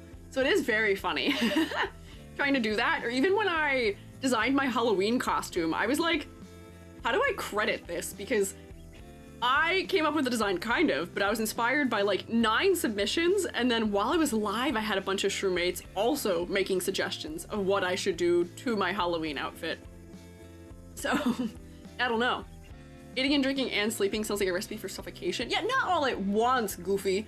You don't have to do all of those things at the exact same time, please. I beg. Do them maybe in that order. Eat and then drink and then snark me. In that order. Perhaps. Maybe. Hopefully. Let's see. does this give me anything for my bingo? No. There are big sleeves. The hair is waist length or longer. Socks are not mismatched. No. This is a one sentence concept explanation because there actually, well, it's not. There was no concept explanation. Cool. Multicolored hair. No glasses, lenses. There are shoes. No hat. Okay, well, I am not getting bingo today, it seems like. We are moving on into the cat designs here today. Also, speaking of eating and drinking and strunk meeting, Joby and I are both convinced that we're not sleeping through the night right now. We don't know why. Stream, anything is possible. Anything is possible. Anything is possible with Popsicle. Anything is possible with our cat designs here today. Giant sleeves are just big sleeves. I would say these are big sleeves. They're bigger than average sleeves, I would say. Okay. So this is Nyan Nyan.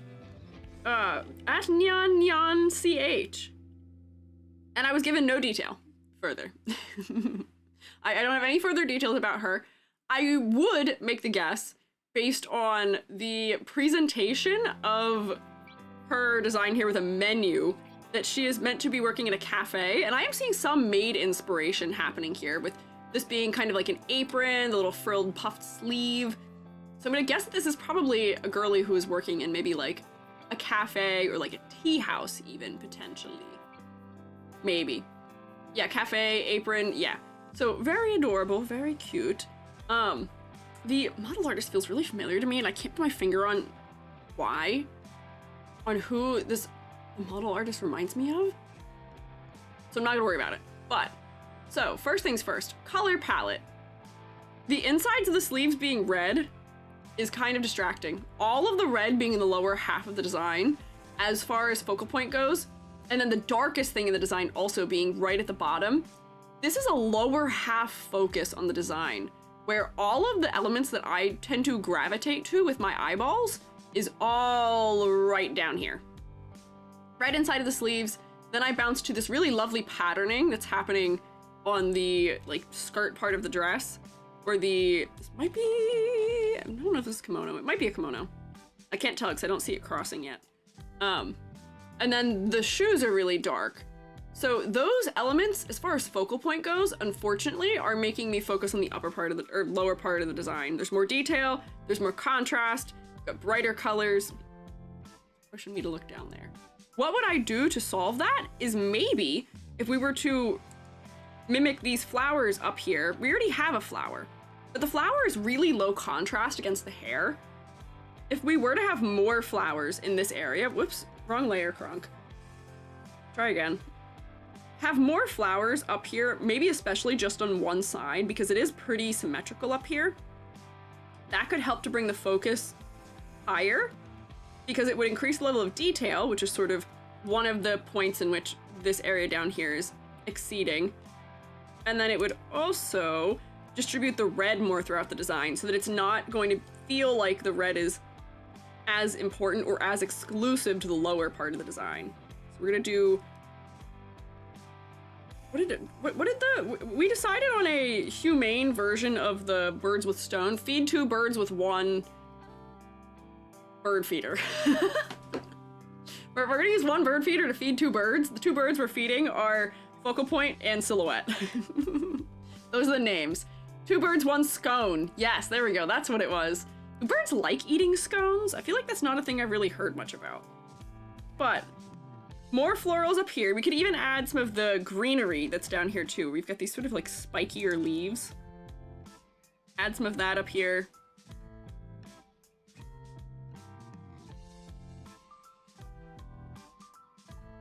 Oh, we're gonna lose it against the background a little bit accidentally, but that should help give the face just a little bit more of a fighting chance, and it's asymmetrical, which is something that we love to see usually. And then even if we're gonna keep this on this side, I still might just frame it a little bit with leaves, so that way we can see it. If not framing it with leaves like that, I would just add a drop shadow underneath on the hair, so that way it stands off the hair a little bit more, because right now it's just a little bit too low contrast to be very clear. To be adding as much as it could to that area of the design. Negative nutritional value, hard to digest, and a choking hazard. Yes, bread is actually really bad for birds, so maybe we shouldn't be feeding 2 birds with 1 scone. You should be giving birds things like grapes. If you're gonna feed, especially like ducks, have some grapes for them. They love halved grapes. They're really good. Montage might seem familiar because the artist has almost 400k followers on Twitter. Ah, that might be what it is. Potentially. Peas? Yeah, peas are good. Feed 2 shrooms with 1 concrete. I don't want to feed any shrooms with concretes. I don't want to feed any shrooms with concretes. That's not an advised thing to do either, I would say. I don't think any mushroom should be eating concrete. What is this fellow's pronouns? I believe it was she, her.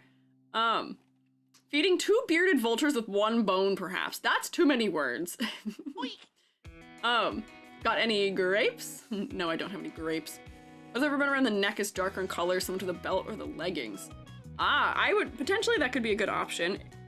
If we added something more that's a dark color. I was thinking about adding more layering to this headband. Where like, if we could see that like, there's another part of this headband that is darker.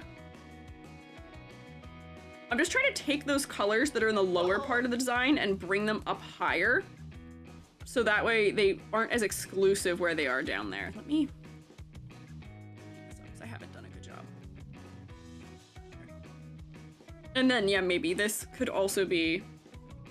We've got this purple cord right here, too, that we could replicate. I know that the gold cord is very cute and thematic, but we do just need more dark things up higher around the face. Maybe even a little bit more red. And then I might even bring some of that black into it as well for contrast's sake. Or like almost if this is like the shading color.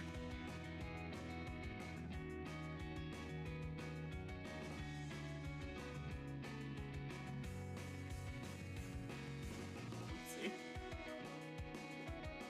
I feel like that's helping to pull us up towards the face a little bit more. Dark colors pop out better against the top. Yasmin zoomed out, I agree. I do also wonder if maybe we could have a thicker, not to say like undershirt, what is the, there's a couple layers when you wear a kimono, and sometimes you have another layer underneath that is still sort of like double-breasted in the collar, where you still get to see it like crossing at the midpoint. If this red area was a little bit wider here on this one, that might also help to offset the sleeves being one of the bigger areas of red. And this is much closer to the face. It'll help us to look up a little bit more. And then if we could see that, like, you know... Hang on, which side does the color cross on to be that you're not dead? I don't remember. What side do you... What is the overlap direction? So that you're not dead? Be somebody who is alive. I might have to Google it just fast, quick, unless you guys have off the top of your head which side is supposed to be on top. So I do need to overlap them. Don't know, that's okay.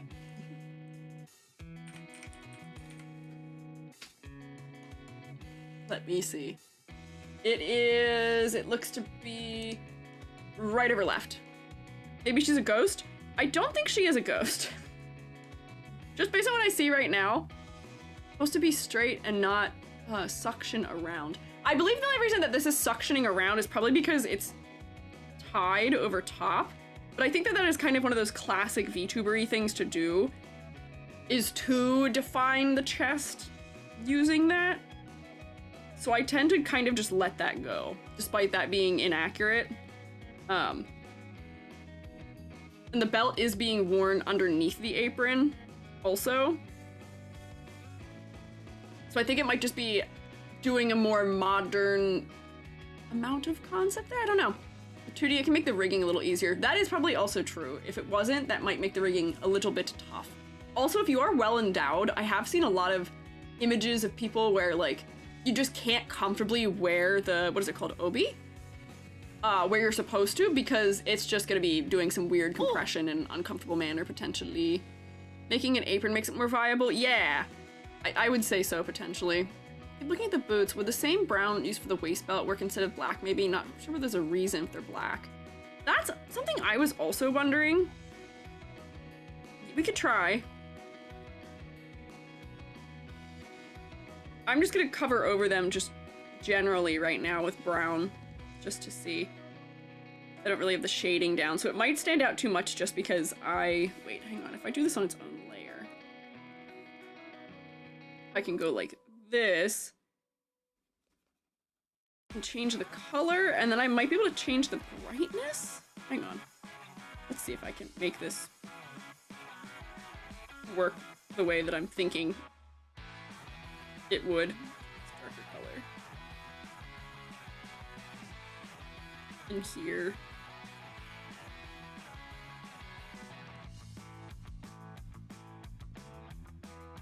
Yeah, I would say that that's less focal. I think that that is helping us a little bit. The whole bed is hers, be grateful. Oh, talking about dogs. Push me out of my spot. Oh, classic animal schmoves. Not a proper kimono anyway, so the rules don't necessarily apply fully. That's fair. It is also cutting off at like mid-leg, which I feel is also not a very traditional cut either. But I do appreciate things I do appreciate here.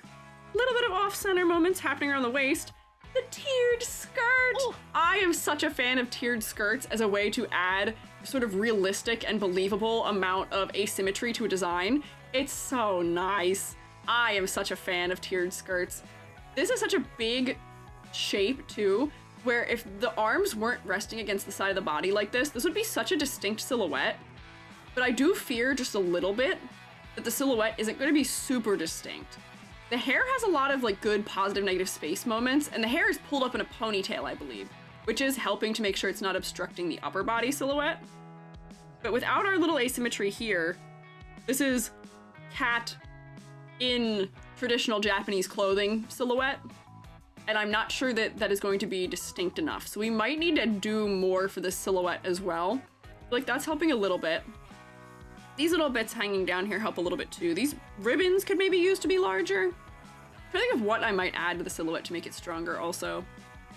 Tiered apron skirt's adorable. Yes, it is. It is so adorable. Any cats in hats so far? No. We have not had a cat in a hat yet. This is our first cat. Well, this technically is kind of like a hat.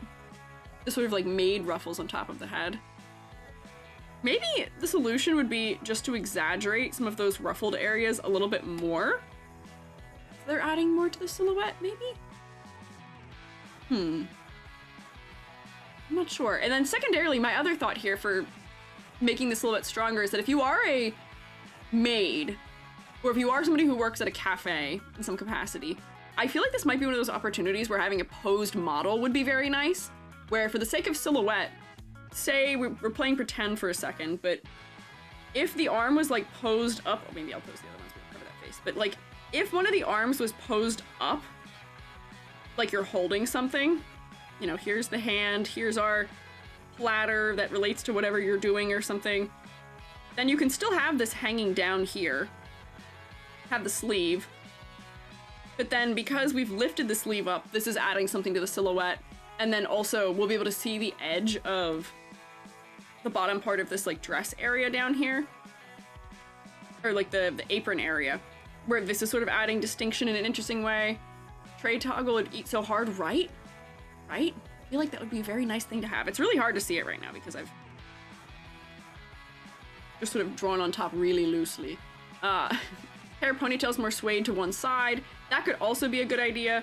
I really enjoyed getting to do that when I was working on Hiroshi for Otakon, where I was like, well, let's really exaggerate this man's ponytail. It's like if the ponytail, instead of being so centered, came out like this, then we could also see a lot more of the ponytail from the front too. But right now we're not getting a ton of it from the front. There we go. Right now this is all very hard to see because the reference image is so detailed in its background. I gotta like sort of try and carve back out some of the white around it so we can see it. But that would also probably help with silhouette in a cute way to offset it. So a horsetail? What do you mean a horsetail? Why are we talking about horses? This is a cat. Question mark. I know we love Uma Musume, but this is not a horse. I would hope you guys know what a horse is. We've referenced a horse twice now. We referenced a horse the entirety of our last one. We were talking about Agnes Tachyon. Now we're talking about a horse here too. What is happening? How? Why? Have different foods be changed up a tad. Yeah, you could have different things resting on this platter. It'd be very funny, I feel like, if you were doing a gaming stream, and even if you didn't have like a handheld like toggle thing, you could have your, wait, would this be too goofy? You could have your controller sitting on your platter. Sir, your gamer, your gamer equipment is ready. Sir. It's like you're like serving them whatever they need to do for the stream. Would that be goofy? Like that might be kind of funny. But yeah. Ponytail, horsetail, oh, I see. The most basic of connections to be made potentially. But yeah, I feel like that could be kind of funny. Is there a tail? Could be an opportunity, maybe even adding a flower cuff to bring the flowers down, create more silhouette. True. I wonder if, because of the way that this outfit is designed, if there was a tail, I almost feel like the tail would only come out at the bottom down here. Oops, hang on, don't close that. Because for as much as I do love when clothing sort of has those little like cutouts in it that are built for animal style designs, I feel like this design is emphasizing being long and elegant and sort of narrow. So to bring the tail up or have the tail coming through some sort of hole in the back might not feel as elegant, but you're right, that might just be like a nice little element to add. This would be a really long tail though, but I think it would be kind of cute. And then also for silhouette, I do think that that would be helping. Let me just outline this thing that I was doing over here with this arm, so that way we can kind of see it against the background. It's kind of hard to see. Look at my poor hand stability today. Ooh. Don't let anyone tell you that there are not bad days as an artist, that every day is an on day, because that's just not true. Let me tell you, there are going to be off days. It happens to the best of us. My hand today, stability is apparently a no, but that's okay. We don't need it to be every day. There you got your little yellow bow on here. Honestly, we could make these bows even chunkier, I feel like, for silhouette reasons too. Right now they're kind of realistic and small, but if we made them even bigger, that would add something nice to silhouette too. Pen pressure strikes again. Pen pressure always strikes when I am least able to moderate it and minimize its effects. Let's see, is there anything else that I might say? As far as contrast goes, I might just want a little bit more shading around this area so we can tell that the arms are going back more in space. Because for a second I was reading this like it is part of the torso. And then I might do that on this side here too. Just to push this back a little bit more. Greater sense of depth. It's not terrible as far as clarity goes, but there could be just maybe a little more clarity from that. And I think the background is also part of the trouble, where the background being the same color as the dresses might be confusing me. Yeah, that is a multiply layer. I've used a multiply layer before. We already used one today. But if you needed a multiply layer, it's there. Let's see. What else is there going on here? This accessory on the hip, there is an up close of it.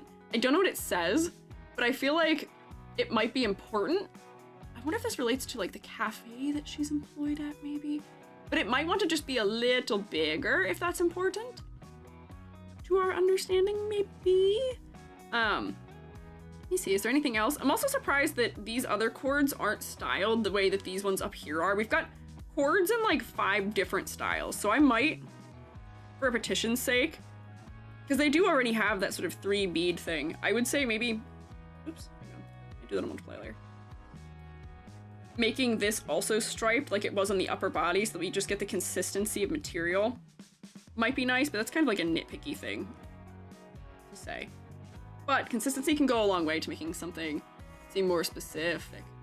Would it be possible to reflect media caption OBS or something similar? Or do you... Might need to switch the hand because VTubers are often in the bottom right corner. Yeah, I drew it on this side so that it wasn't obstructing this drawing of the face. So we could mirror everything, but we could just swap the hand that it's on also. I just drew that because of the way that the ref sheet is currently. Really easy to rig both sides in Live 2D if needed. Oh yeah, because you can't you just in Live 2D, you can like just duplicate it essentially and mirror it, which is what people do anyway for doing like eye rigging or like limb rigging too. You can copy it over. So you could, theoretically, for not much extra work, because the sleeves are perfectly symmetrical as far as I can tell, could just have both. Why not both? Maybe a name tag, definitely a name tag. Yeah, Nia, is that what it says? It says Nia? That's cute that she's her name on her, that's good. I feel like that's a good hint for also somebody who works in a cafe, maybe. So, is there anything else I have not discussed yet? Do you guys have any other feedback here? I think ow, hey! Hey, keep your paws to yourself. Wait, if they're a streamer, could the chat also be on their platter? It could be, that would be really funny. That could potentially also be very cute, yes. I do agree. Very cute, perfect, bonk feedback. Your feedback is to smack me? Okay, thanks. I would suggest maybe against putting chat in a jar on the platter. That might have other implications. The idea of putting something that is a living creature in a jar has unfortunately become nefarious. But there could be a way of doing it to make it seem cute as opposed to, whatever that is that I'm mentioning, not descriptively. Thought it'd be a playful stream element for sure. Yeah, I think that might just pose a fun opportunity. Can you imagine, you know, you need to do your hydrate redeem and the drink shows up. You need to do your food redeem, the food shows up. Catnip flower somewhere on the design. That could be funny. I wonder, what does catnip flower look like?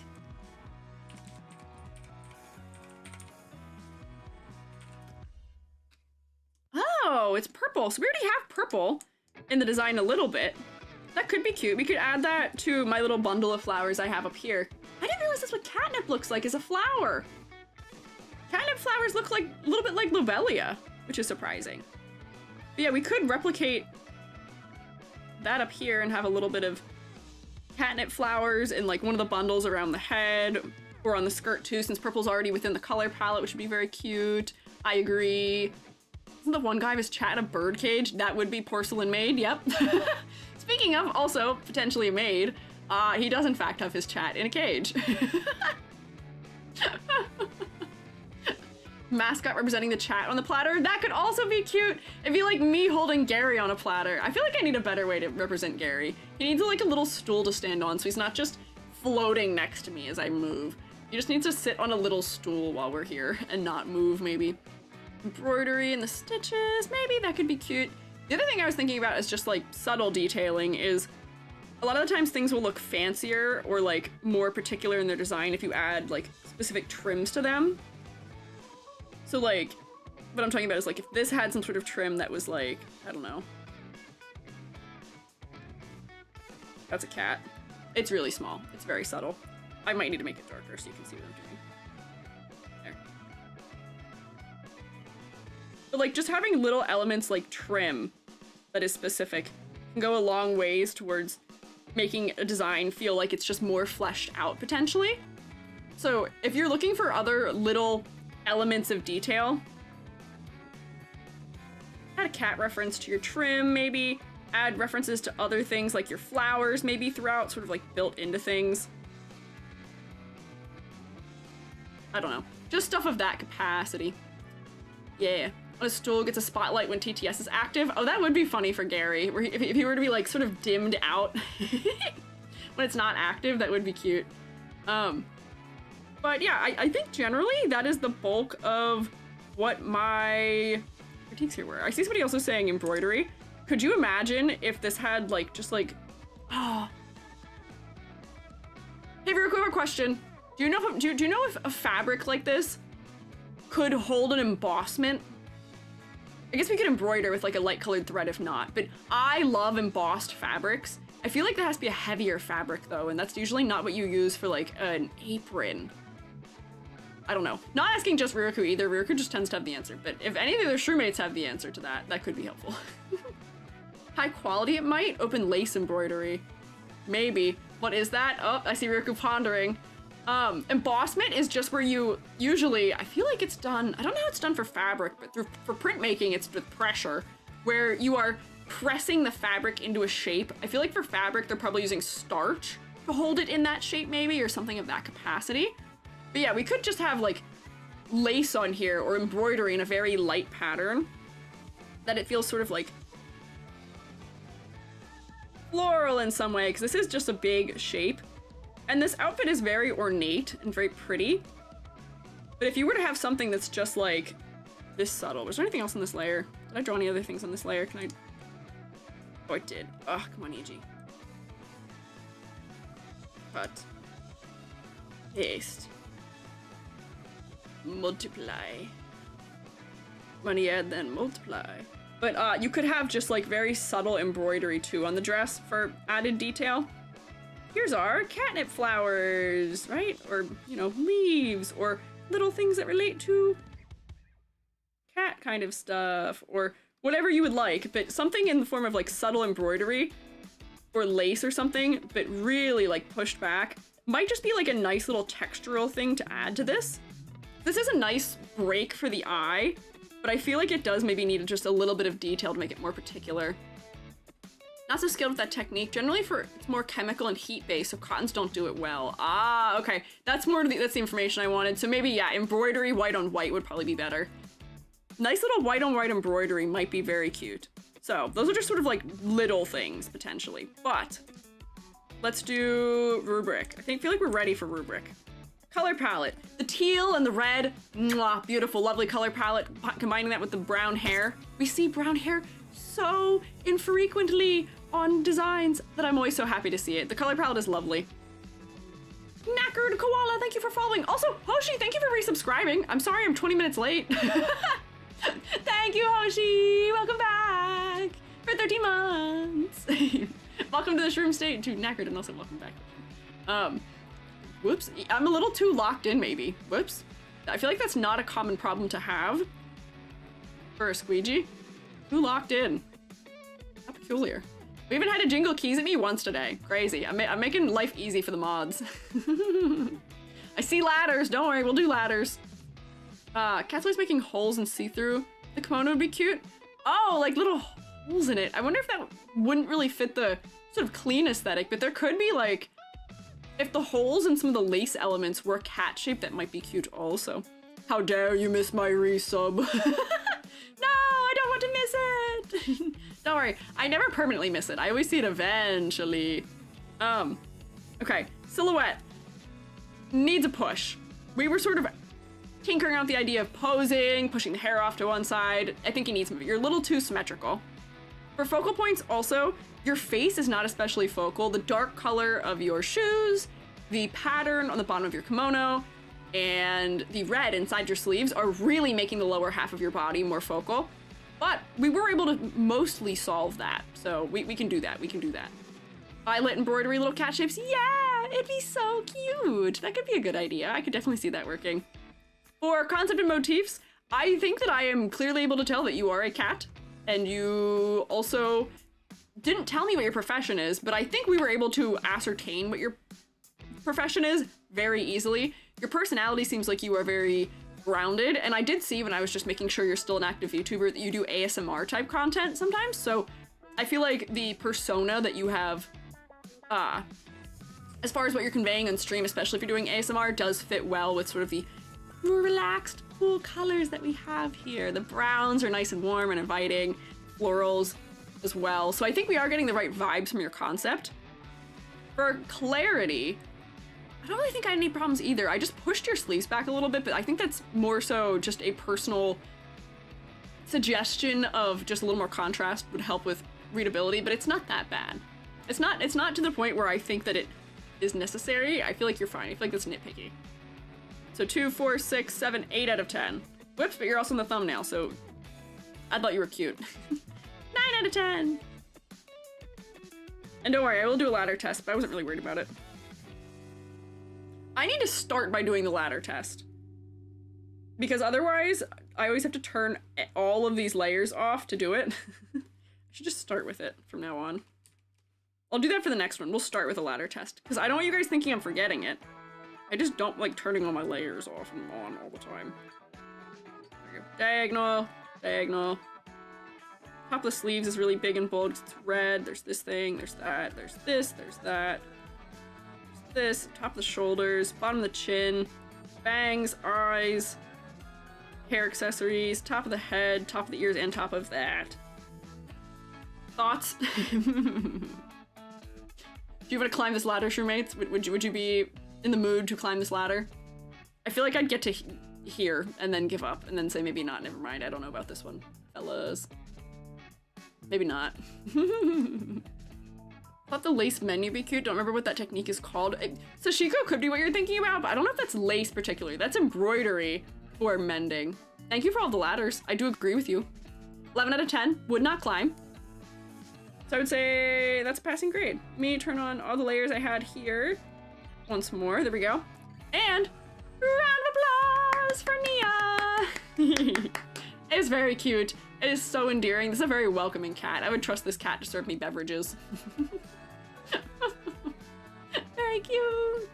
I still, even after having this one, did I say my classic phrases? I don't think I said classic phrases. So once again, my bingo does both have fear not and bear with me on it. That doesn't count that I just said them now, but I don't know. Don't know how to write the message quickly. Ah, she looks kind. She does look very kind, I do agree. The stitches are actually open, huh? What are you guys are talking about? Hasn't been a bear with me yet. Okay, noted. Thanks. I did not change the eye color. Man, I only have 2 things on the bingo. I've filled 2 squares in, and that's 2 designs. That's not the best. So here, we'll get the next one. This gives me 1 sentence concept explanation. No hat. There are colored glasses lenses, 'cause they are sunglasses. More kitties! Yeah, it's only kitties today, which is rather nice. So I'll introduce, and then I will once again take a couple sippy of hot chalky. My hot chalky actually is not getting cold, but I'm missing it. I want hot chalky. So this is Reina Sujirin, I think. At Reina Darling, she, her. She's supposed to be based on the Cheshire Cat, which clearly, I feel like we are going to be able to determine that almost immediately. That is a 1 sentence concept explanation, but we don't really need any more than that. I think we're getting that vibe immediately. So let me take a sip of my beverage. I'll collect my thoughts while I do. Ooh, that's really hot. Ouchie. Also, I don't care what time of year it is. I'm so glad you guys are very normal about the fact that it's probably like 80 degrees outside right now and I'm drinking hot chocolate. I just need more beverages. I got that low circulation thing where my extremities, my limbs are always freezing cold. So I always have to drink a hot beverage. I like to hold the hot beverage more than drink it, honestly. Same only with hot coffee. Yeah, no, even like in the summer, I don't like cold beverages a lot of the time. I've got my aloe beverage here, which is not even cold. I have it at room temperature. Hello, Reynolds person. I don't have diagnosed. Garfield here. Parent, I got an email through the letterbox to join a new group calling themselves the Lovers of You and Concrete, a group about backwards thinking and the love of everything rocky. So please teach. May I join them?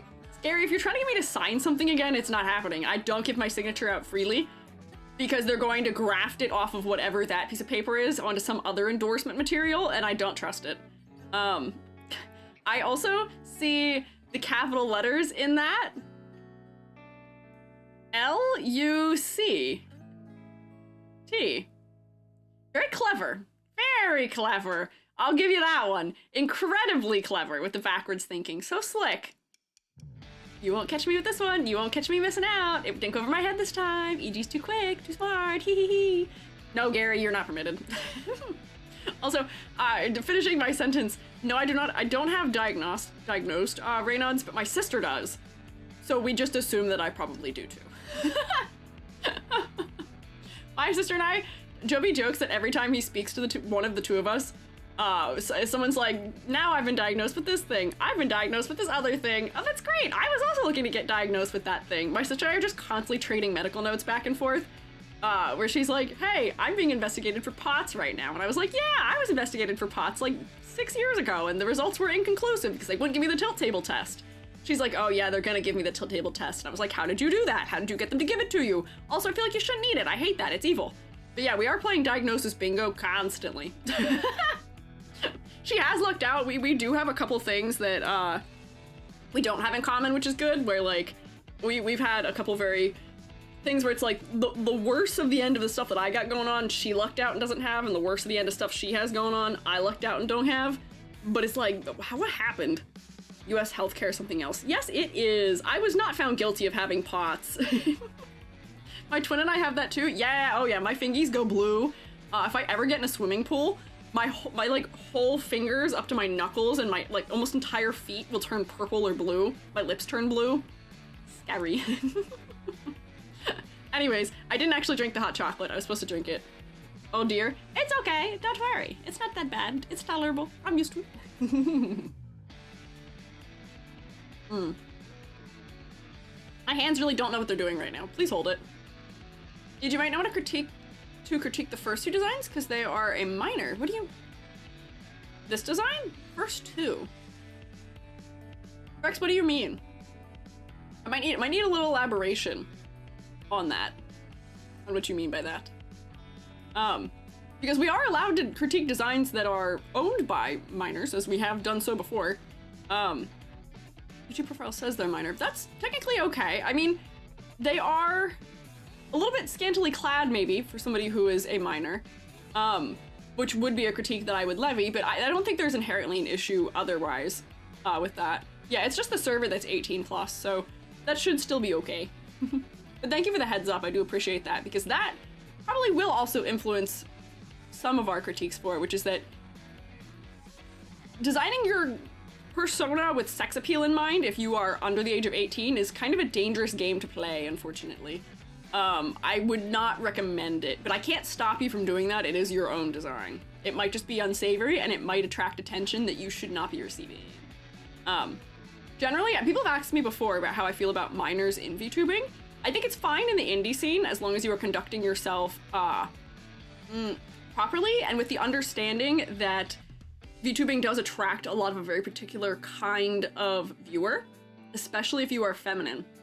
VTubing does attract a lot of parasocial fans as well, and that is not especially a safe thing to be getting into if you are a minor. But if you do have the permission of your parents and you are, like, you know, being aware of that and being cautious of it, then it can be an okay thing to do.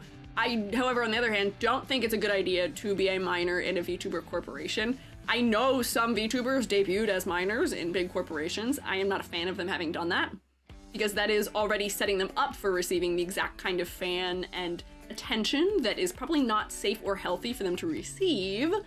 But once again, I can't stop you. Be safe out there, fellas. That's my critique, or that's my thought on that one. That's that on that from EG. Be safe, take care of yourself, look after yourselves, please.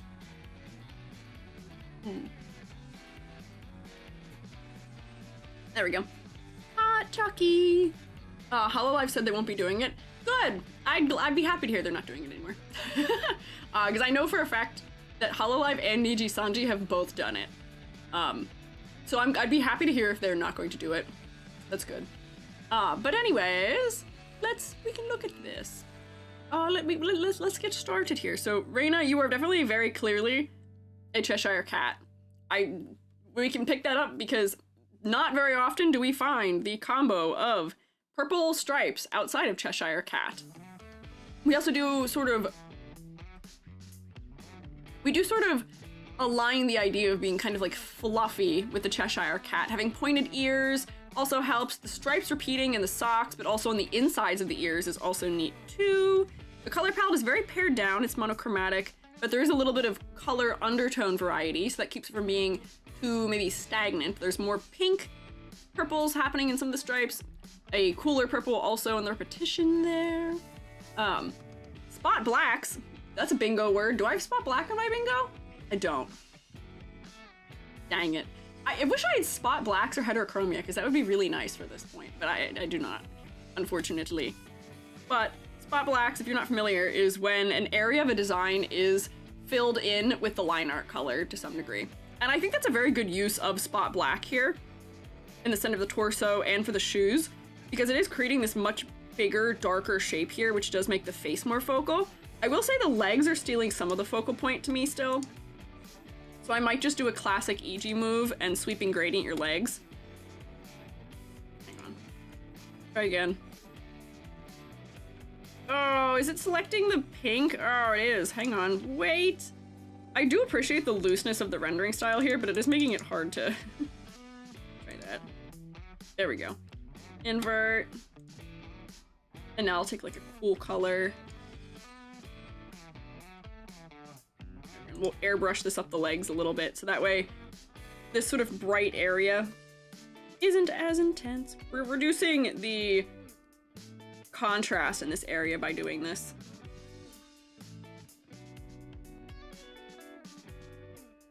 There we go. So now the upper body will be a little bit more focal. The thighs being so bright, I think, is also just a little bit distracting. You have thigh-high sort of sheer looking tights on the legs in that one, and I would suggest potentially also using that here just so that the thighs aren't as focal. I'm gonna color this in fast quick. Gotcha tubers, gotcha's used to get popular. Get too overwhelming? What do you mean? Gotcha and capacity. I don't know what you mean by that. Oh, where's the bingo? Oh, wait, I didn't pin the bingo on YouTube. Whoopsie, sorry. Whoops, there you go. Here, have bingo, YouTube. Might help with Twitch TOS too. Yeah, it might be cut just a little bit high on this side. I'm gonna turn it down, but just so we can tell that these don't have to be fully opaque maybe, but it would be nice to have something in this area so that way the thigh isn't gonna be as focal. It's not gonna jump out as us quite as much. There we go. Hodgepodge, welcome back. I can tell every time we have an ad, the streammates who haven't realized or maybe haven't just gotten to it yet are like, ah, and get trapped in the ad break. Welcome back, Hodgepodge. I've been getting to rotate with us still. Betrayal? Sorry, I didn't mean to betray your YouTube chat. I just forgot. I forgot like everything when I was starting the stream accidentally today.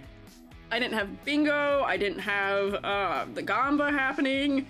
I was too locked in. I was too excited to critique cat designs that I just like didn't think about it. But here, why am I doing this? I should zoom out. Step 1, AG, zoom out and do this with a larger brush. Easier. There. So that's making the thighs a little bit less focal. I might even change the undertone of it to make it a little bit more purple also. But right now it's kind of brown.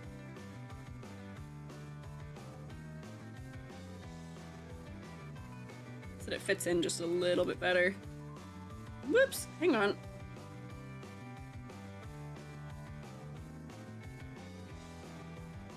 A little more color undertone, come on. There we go. So it fits the undertone a little bit more. May y'all who must face the ads never face that cat food one? Oh no. I'm sorry to face a cat food ad so many times. Let's go wrong layer, gang. We've already done a couple wrong layers today accidentally. Wait a minute, I have symmetrical and asymmetrical in my bingo. See, that's a win. That does make it easier. Adbun said the idea with younger YouTuber streamers is if you become popular, I feel like it's much pressure for younger people. I was replying to it, comparing the gotcha life YouTubers I've seen. Oh, yeah, I see.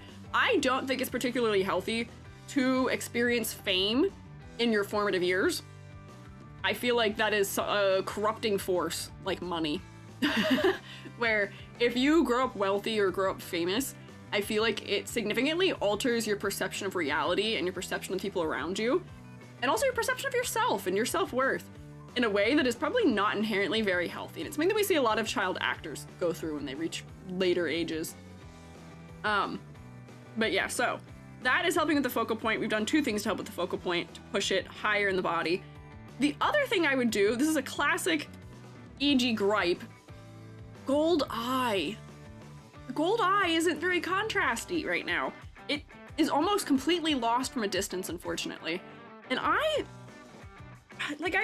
this is a question I have in some capacity, but why is it that so many people want to have gold eyes? Is there something particularly alluring about gold eyes that anyone could speak to? Because I feel like just by tinting it to be orange, we can see it a little bit more like it. Okay, that's fair. This does count as gold eyes, even though there is only one. All gives rich eye or rich vibes. They're pretty. I guess they are pretty. It's just so common in VTubing that I was wondering if there is like a particular character people might be mimicking with it, or what might be the inspiration behind it. Because yes, they can be cute. They can be very pretty. Gold maybe is associated with riches. Like there are a lot of things that could be symbolic coming from it. But unfortunately, it just isn't fantastic for reading from a distance, where it almost makes it seem like you don't have an iris from especially far away sometimes. So don't know. Neuron activation. I guess that's fair. I would, however, still suggest, maybe in this case, that a color like orange, or even like a brighter blue like this, might be stronger. See from a distance how much that stands out compared to how it was before. I feel like gold eyes only work on darker skin tones. I don't think they only work on golder skin tones, but I do think that they are more likely to work on darker skin tones, just because they're higher contrast. Lighter skin tones tend to be much more similar in value and in hue. Yeah. It's just inhuman enough. When my design had gold eyes was because of legato blue because of legato. I love how many of your decisions that you make are because of legato.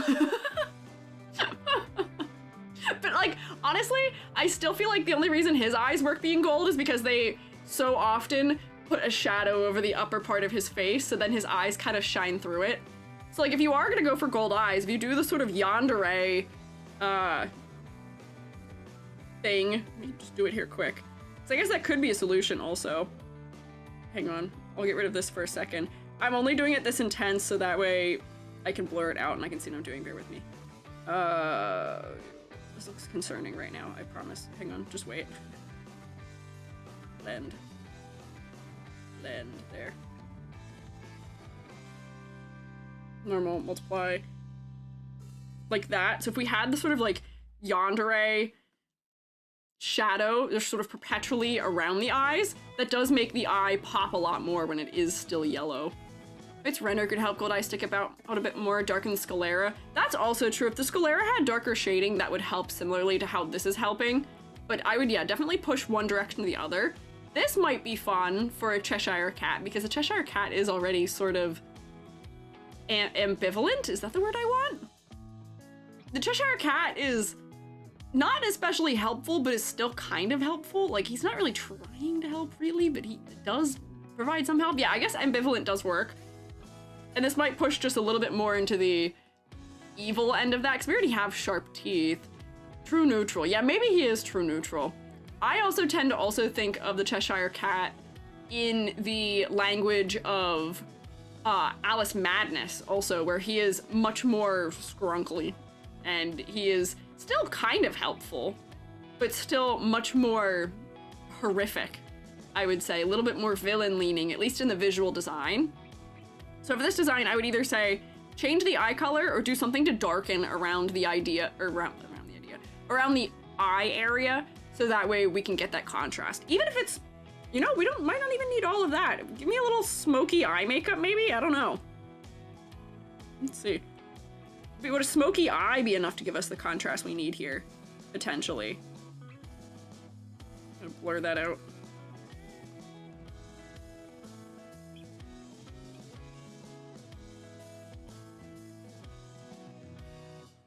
Maybe.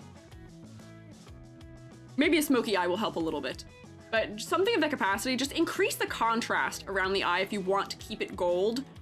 Otherwise, go for a different color, potentially. Human child perception of help when they're in a scary situation, but not malicious. Yeah, not malicious, not malicious.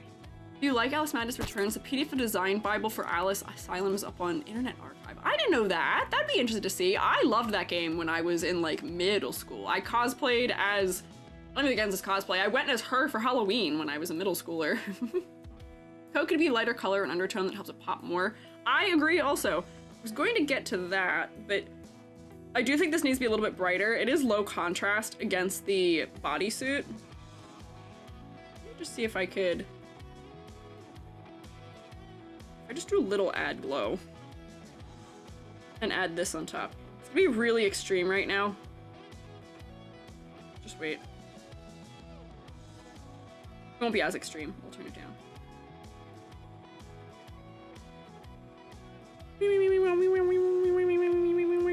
Coloring noises. No worries, I got you. American McGee put it up himself. If you stick it in the Discord server, that might be nice somewhere. But I love having access to all those art books and stuff. I keep the design Bible for Mulan on hand. I keep that at the ready all the time because I use the sort of guidelines given for Mulan for simplification and for composition, so much for printmaking. Oh, a color layer? Nope, this is not a color layer. I did use a color layer in the eye earlier, but this is not a color layer. There. See, I don't think we have to brighten it too much. This did make it much more similar to this under hair color there, but there we go. No, don't say dang it. You still get points for doing it to the eyes earlier. Or highlight glitter shine in the bodysuit would be interesting. Mayhaps, I could agree with that. I do think that for the fact that the character is a minor, I don't want to be doing things that are drawing more attention to the torso. Unfortunately, like adding glitter to it. But you could, potentially, maybe. Mona's art book is free too. That's lovely! I have so much love for making those resources accessible to the public. I feel like so much of just like art and design is kept behind locked doors. We don't share information a lot, but sharing information is powerful. I'm always a fan of it. So I think it would be useful. Zora Losty, thank you for following. Don't mind the flack black. I don't mind it either, but that's more because I am coming from the sensibilities of being a graphic novel or teaching graphic noveling and also teaching character design for that execution, for that type of use case. But could be interesting having just a little bit of purple highlight or purple sparkle on it, maybe. But I feel like this is working much more. I went with this one because I, for some reason, guessed that this was probably the main outfit because there's more color happening. This outfit is fun still because it is keeping some of the silhouette sensibilities of having big, exaggerated tufts of fur as like the feather boa going around the edges of the body, but it is much more symmetrical in a way that I feel like is less engaging. And by being so dark on dark on dark on dark on dark for the entire body, there's not a lot of division of space in an interesting manner. So this could be just fun as a costume for some circumstance, but I'm gonna guess that this is probably the main design, and it is stronger, so I would hope that this is potentially the main design. Let's do... I already failed. I said I was gonna do the ladder test first, and none of you said anything when I didn't. None of you said anything when I did not do the ladder test first. I could jokingly say, if I was smart, I would have blamed all of you and been like, none of you reminded me. I was checking to see if you were paying attention, but I'm not gonna do that. That's all me. That's my fault. I'm too locked in. I'm too focused on other things. Meep, whap, meep. Oh, this sleeve is down and this sleeve is up. Interesting. Unfortunately, I would mark that as a line, and that is a line too. Hang on.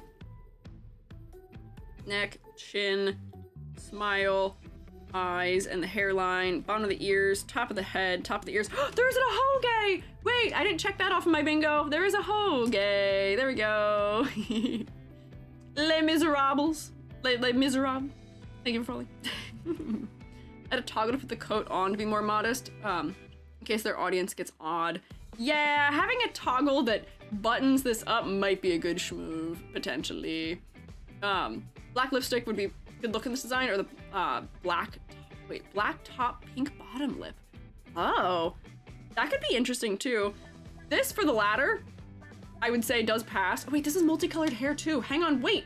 There's actually way more bingo things here than I thought there were. Hell yeah. But I would say this is still a passing ladder. Lots of asymmetry happening down in this area. Good spacing, good clustering up around the head. Not a ladder that I would want to climb under any circumstance. So this does pass the ladder test. For silhouette, I would say it mostly passes too, even though as far as the silhouette is concerned, there's actually not that much asymmetry. This little moment of the shoe being untied, I love. I love that this is a part of this here. It adds just a little bit of like flop villain angle to this character, and I feel like it adds a lot to personality. For as much as the face makes us feel maybe a little unsettled, this fella does not have their life together entirely. So she does have her shoelaces untied, which is kind of silly. I do wish maybe some of the asymmetry was reaching the silhouette a little bit more, because there are little moments in the hair color isn't completely symmetrical, the ahoge isn't, but it's not too bad. One sleeve up, one sleeve down is sort of a classic, one of those moments for it. One sock up, one sock down. Also, classic VTuber solution to asymmetry. I'm trying to think of what I might add to this to make it less symmetrical. Torn sock opposite from the untied shoe. This one being lower, if it was lower because it is torn, that might be sort of interesting. I will say, one of the troubles that I do have sometimes with the one sleeve up, one sleeve down, one sock up, one sock down, is that because we see them so often, they end up feeling just a little bit unnatural to me when I see them executed in a design. They feel like they're put there because somebody didn't really know what other way to go about making something asymmetrical. Same deal with the leg belt. I feel like the leg belt is another one of those opportunities where people include that if they aren't sure how else to make something asymmetrical. And here, like, what if, like, there's a tear here and we can see it, like, flopping out around the edge of the leg. Oops, that's too thick.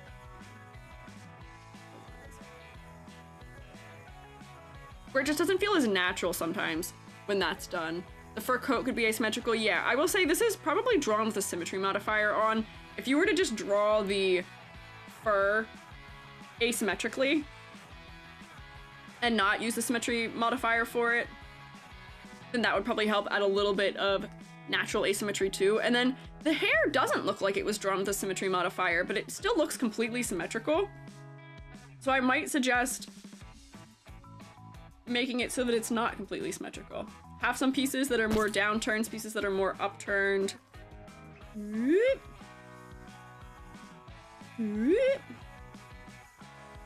It just feels a little bit natural, right? Amogi, thank you for following. Leg belt is something that might have been popular due to Hoyoverse. Seen it a lot more after Genshin. Ah, so maybe it's a little bit of two parts. It's both Genshin inspired, and also it's fairly common in VTubing, and it probably is also because we want those opportunities for a little bit of asymmetry. But yeah, I do think we need more opportunities for it. I do think these buttons could use to be just a little bit larger. They're a little bit small the way that they were. If we're going for a design that is intending to be a little bit more ragged around the edges, we could have the bow not tied symmetrically also, which might just add a little pop of interest too. That feels a little bit more natural having it like that, potentially. Quick question, do you have a Discord server? Yes, we do. Oh, the shroommates are so quick. Thank you. Thank you for pointing them in the right direction. I had a toggle to put the... Oh yeah, more modest. I did read that. I accidentally reread stuff often. Let's see. Did I have anything else to add here? I do think that maybe there might be a nice opportunity for a secondary motif, in that right now it's just Cheshire Cat. The concept is kind of one note, but we do have a little bit of at least fashion style guiding the concept in some direction as well. But I do feel like I could maybe use just something else. There's only one main motif. Yeah, vague criminal, yeah, like criminal crime boss lady, a little bit happening, but there's not like another repeating element here. We've got stripes, we've got stripes, we've got stripes, we've got stripes in the hair. And then even the like bobby pins are reminiscent of stripes in some capacity, but at least they're X's. Fur is kind of helping, so we are doing fluff, so there are at least more than one design language happening, and maybe that's why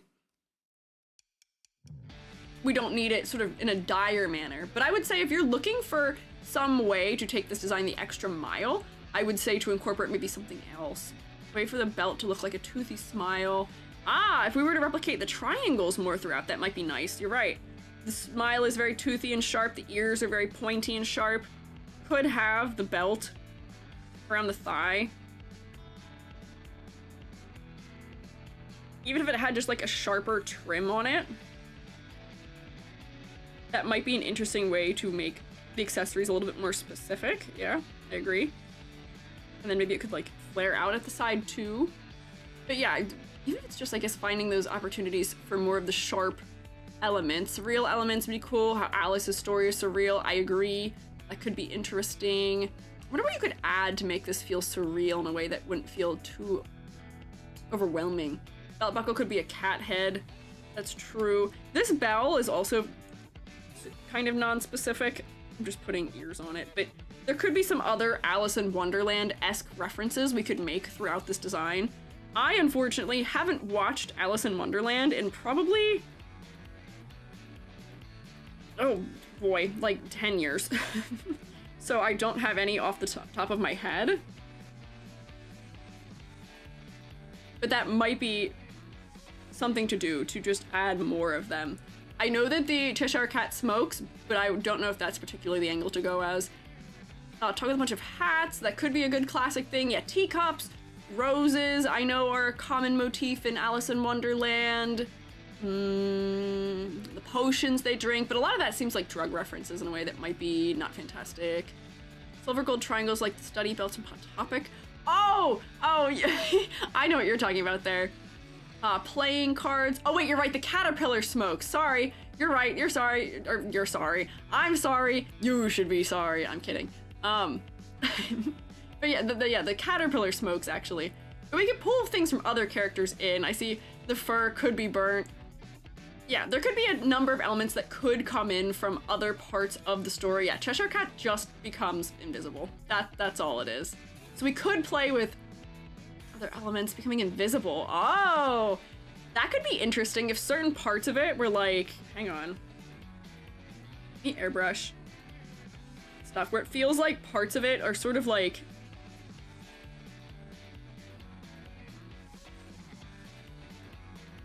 fading out, like around the edges, like you're kind of coming in and out of visibility from being invisible. I think the Cheshire Cat too, let me look up what he looks like, because there is a version of him where he's invisible, where I think is it just his line art, or is it just his face?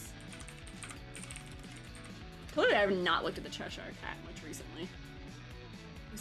Oh wait, you know, there's a really obvious answer as to why the eyes are yellow here. The really obvious answer as to why one of the eyes is yellow is because the Cheshire Cat's eyes are yellow. I completely forgot that historically, traditionally, his eyes were yellow. I didn't remember that. But, having seen this, I wonder if making the sclera yellow for both eyes would work better than having the iris be yellow. I wonder if the scleras could be yellow. Whoopsie, spoiler! Because that would also add to the sort of surreal feeling. Just try that. We can change the eye color after. But yeah, cursed hand feet. Yeah, he did have cursed hand feet. Yes, the Disney Cheshire Cat does have yellow sclera. But this particular purple and pink patterning is also from the Disney one, because the non-Disney Cheshire Cat, I believe, is blue and gray usually, more so. Going from the live action, where he's black and blue. Yeah, if we were to go for like a blue eye here, wait, hang on, let's do all of my things all at once. Where was my blue eye? Yeah, so now we're getting both of them as a reference. The yellow eyes add a little bit of surreal nature. They're a little bit uncanny too. They are making the eyes a little bit more focal. Cheshire turns invisible stripe by stripe, so making only the light stripes invisible would be a fun toggle. Ah, I see. Yeah, I see. Funny to give like a portable coffee cup, plastic cup. Give it cat ears, you want to make a cute modern thing? Ah, I see, yeah. Could be good for a hydrate regime too. Makes them look crazy, yeah, a little bit. I think that the yellow for the sclera is actually a fantastic move here. I should have just Googled the Cheshire Cat sooner. Cheshire Cat's whiskers also feel like a mustache, which is sort of funny. And I'm wondering if whiskers might be something interesting that you could stick, like, if you just had a couple, like, long pieces of hair that were really dark. That might be sort of interesting for the silhouette as well. Right? Yeah. I should have just looked up the Cheshire Cat sooner. That probably would have helped a lot. But I think we can grade. I think we can start grading here. So, silhouette.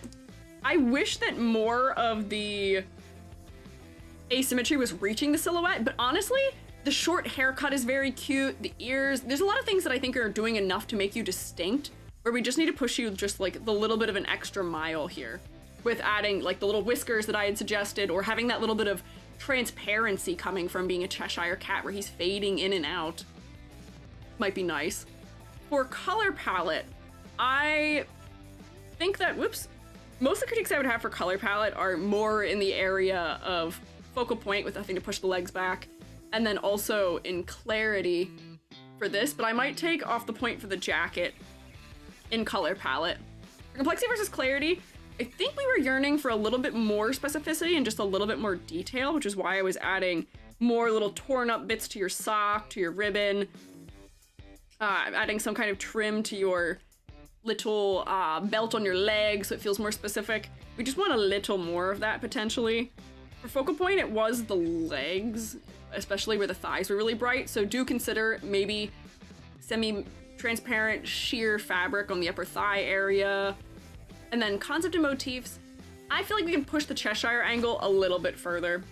We had a couple just little ideas of things. We're definitely clearly getting it as is, but I feel like there's more we could do to convey that. What if the jacket was black and blue too? Ah, you could make the jacket black and blue, that's true. We wanted that to reference the other Cheshire cat also. I wonder, here's my question. I am not an expert when it comes to copyright law with things like this, where I would say that this is clearly paying homage to the Cheshire Cat. But I don't know if you'd be able to come right out and say this as a streamer, that you are based on the Cheshire Cat, or that you are.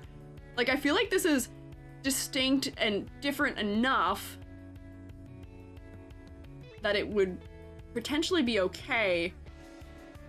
But I don't know. I wonder where the legality is on something like this, where if you're taking exactly what it looks like, that's where we have a problem. If you take the outfit of Tifa from Final Fantasy VII and wear it, that could be a problem. I don't know. Alice in Wonderland itself is public domain, which is true. However, a very important distinction to be made is that the design itself of the Cheshire Cat that Disney has, and that the Alice in Wonderland, you know, the real life movie, those designs are within copyright. Those are copyrighted still. I believe those still fall within copyright, so you can't reference those. It's the reason why, like, live action interpretations of things, if they're not done by the copyright holder, often have to change key aspects that we tend to associate with them. It's like how I think it's Frankenstein has to be depicted super differently than we all picture Frankenstein in our mind, because the design we associate him with is one that still falls within copyright. How would you design a model to fade in and out? Because that'd be interesting. I bet there is a way to have a gradient, or like a semi-transparent, like faded material that you can clip things to in Live 2D, and just clip a bunch of the elements to it, so that way they mimic its opacity. Yeah, opacity can be a toggle. So then if you wanted it to be like really soft around the edges, it might work. Disney Animation came out in 1951. It'll be a while till it's public domain. Yeah. So I would say that this is probably different enough that you might be safe, but it would also potentially behoove you to bring in other elements as well to further distance yourself, if at all possible. Yeah, for 3D you can do it with a shader, without too much difficulty potentially. You could probably also do it in 3D with, if you just did a texture atlas and had it switch between a semi-transparent texture and an opaque texture. That'd probably be the quick way of doing it, but yeah. Hi, Zelma. They ask your generic cat that can disappear. Fair. But do be careful of that, I think is what we're getting at. Anyways, I did put you on the fridge. I did put you on the thumbnail because I thought your design was cute. Math. 3, 6, 7, 8 out of 10? I think that sounds fair.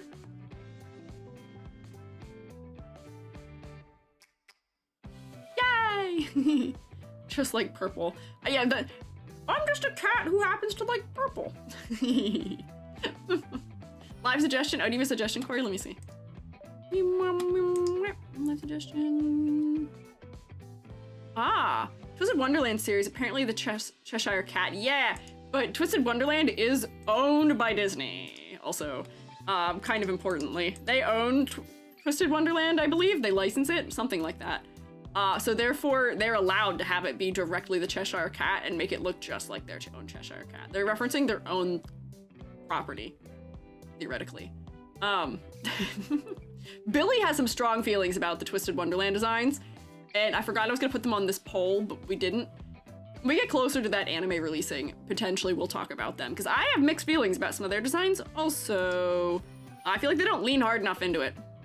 Yeah, it's their own villains. Wouldn't say that looks like the Cheshire Cat. You're getting to the thing that Billy and I have feelings about. But let me clap.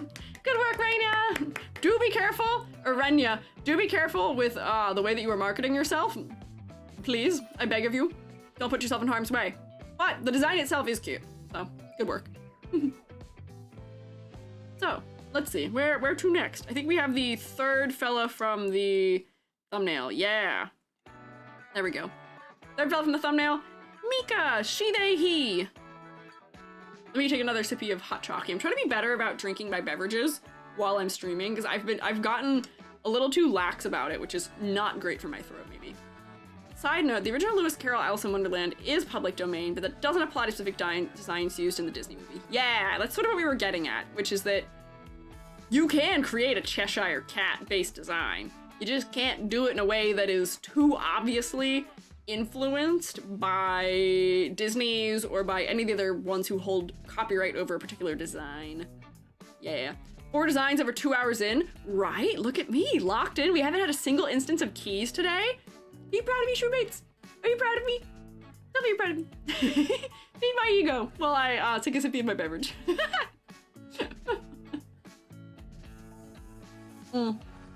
Very proud. Oh, hearing that from mods, hearing that from Amber means so much. Making your job easier today, not having to jingle keys at me. Even if you have stumbled over words here and there, I will say my grasp of the English language is always tenuous, but today for some reason my ability to form good sentences has been a little bit lax, and I don't know why. It's happened a couple times. I don't know if I'm as eloquent as I would like to be today. That's okay, it happens to the best of us. You guys don't judge me for my poor language days, thank God. EG locked in? Yeah. Not apply gloop, have a snack? I will have snacks. See, there we go, right? Immediately, I'm failing to read. What's happening to me today? Ability to talk has an inverse relationship to being locked in, clearly. Apparently, why am I more eloquent when I'm talking about random nonsense than when I'm talking about the literal thing that my career is based around today? What's happening? What are twin tails? These. This feels like a Jeopardy question. Hey chat, what is this, for 100, what is this hairstyle called? The hairstyle worn by this VTuber for 100 points, Shermates. No, Hoshi, you gotta answer it in the proper format. You gotta answer it in the proper format. No, you guys are saying things wrong. Have none of you played Jeopardy? What are twin tails? Thank you, Corey. Do I have twin tails on mine? I don't think I do. Not a hoodie. What is double horsetail? Horsetail. Not a horsetail. But yes, this is what twin tails are. Don't care, you never said buzz in. Aw, you're so right. I screwed up. Because you're focused on doing rather than saying. That's true. I feel like I've been more focused on the actual editing than I have on the speaking, which is why we're moving faster. The editing part is usually what makes me slow down, and I've been focusing more on that than the speaking. So sorry if I haven't been as eloquent as usual, but I'm focused. Squiiji Jeopardy game would be fun. I have wanted for so long to host a game show for VTubers, or just for like people to participate in general, but I have not successfully workshopped a concept for it. I'm so sad. I want to so bad. I feel like I'd make such a goofy host. I would need to lock in so hard as a host, but I feel like I'd make a good silly little host, maybe. But I have just not figured out a good concept for it yet, because I don't want to just take a game show that already exists and be like, all right, I'm doing that, but with VTubers. I want something more specific. I want something relating to what I talk about. I want something relating to like art or design or something. But I haven't figured it out yet. I'm figuring it out. Maybe you need a co-host. Co-host, help keep me on track. Legally, all the mods are my co-hosts, probably. That would be Peem. Thank you, Amber. It would be Peak. I do agree. Are you better at character design than a small child? That might be tough and also unfair, because I don't think most of us are better at character design than a small child. I feel like small children make the most creative and out there design choices for character design, so I don't want to compare myself to small children in character design either. I feel like they do really well. That's too hard of a basis to outcompete. Anyways, Mika, she, they, he, at Miraberry. I'm a Menhera K VTuber. Interesting, 2 Menhera. Menhera, also vaguely cat related, right? Is this one cat related? VTubers, 2 weeks in a row. As a way to lightly overcome obstacles of life, like social anxiety and fear of not being good enough. I openly talk about these because everybody gets those feelings. The idea of is this Menhera or is this a different thing? Menhera? Okay? He? is your first thinking, oh, hey, this outfit / character is cute, but then you look closer and you see hidden symbolism in the outfit or character that represents certain issues. The movement was created and started in Japan to force the Japanese public who like cute stuff, the Harajuku world, to actually talk about and embrace mental health. Is that true? Did we somehow didn't elucidate these as being related to the aesthetic last week when we were talking about it? Is that true? That might be true. But I've never heard it described that way, which is interesting. I never knew that it was inherently something used to create discussion about those concepts, because a lot of the time when I do see it executed, it does wind up in execution. Maybe that's the intent, but the way that it is conveyed to the world almost feels like romanticization? Yeah, romanticization? Whoa, English language. Feels like romanticizing mental health issues. At least the way it's executed and the way that it is used. Romanticization, is that how you say that? I'm like second guessing myself on everything today for no reason. Yeah, romanticizing? Yeah, that's the word. I should just speak Animal Crossing for the rest of stream. Certain degree, more expression than discussion. Okay. I see. Wait, Iron Chef or Chop Style, where you give contestants random prompts, they have to make a design that fits your rubric. That'd be interesting, but I feel like for a game show that would be too... It'd still be hard to be objective about that, which I guess Iron Chef and Chopped still aren't perfectly objective either. They don't even give criteria. They just taste and tell you whether it's good or not. But that'd be a long time. That'd be a long time to let somebody design something, and I guess we just voice over it. Might work better as an edited thing. I don't know. Sorry, I gotta focus. But I appreciate the suggestion of that. That is sort of one of my thoughts for a game show, maybe. Other word is fetishizing, but that sounds uncomfortable. Yeah, I would say it doesn't go quite to that extent, maybe. Yeah, fine line, yeah, with raising awareness versus romanticizing. Yeah, with mental health issues. I agree. We've been raided! Hello!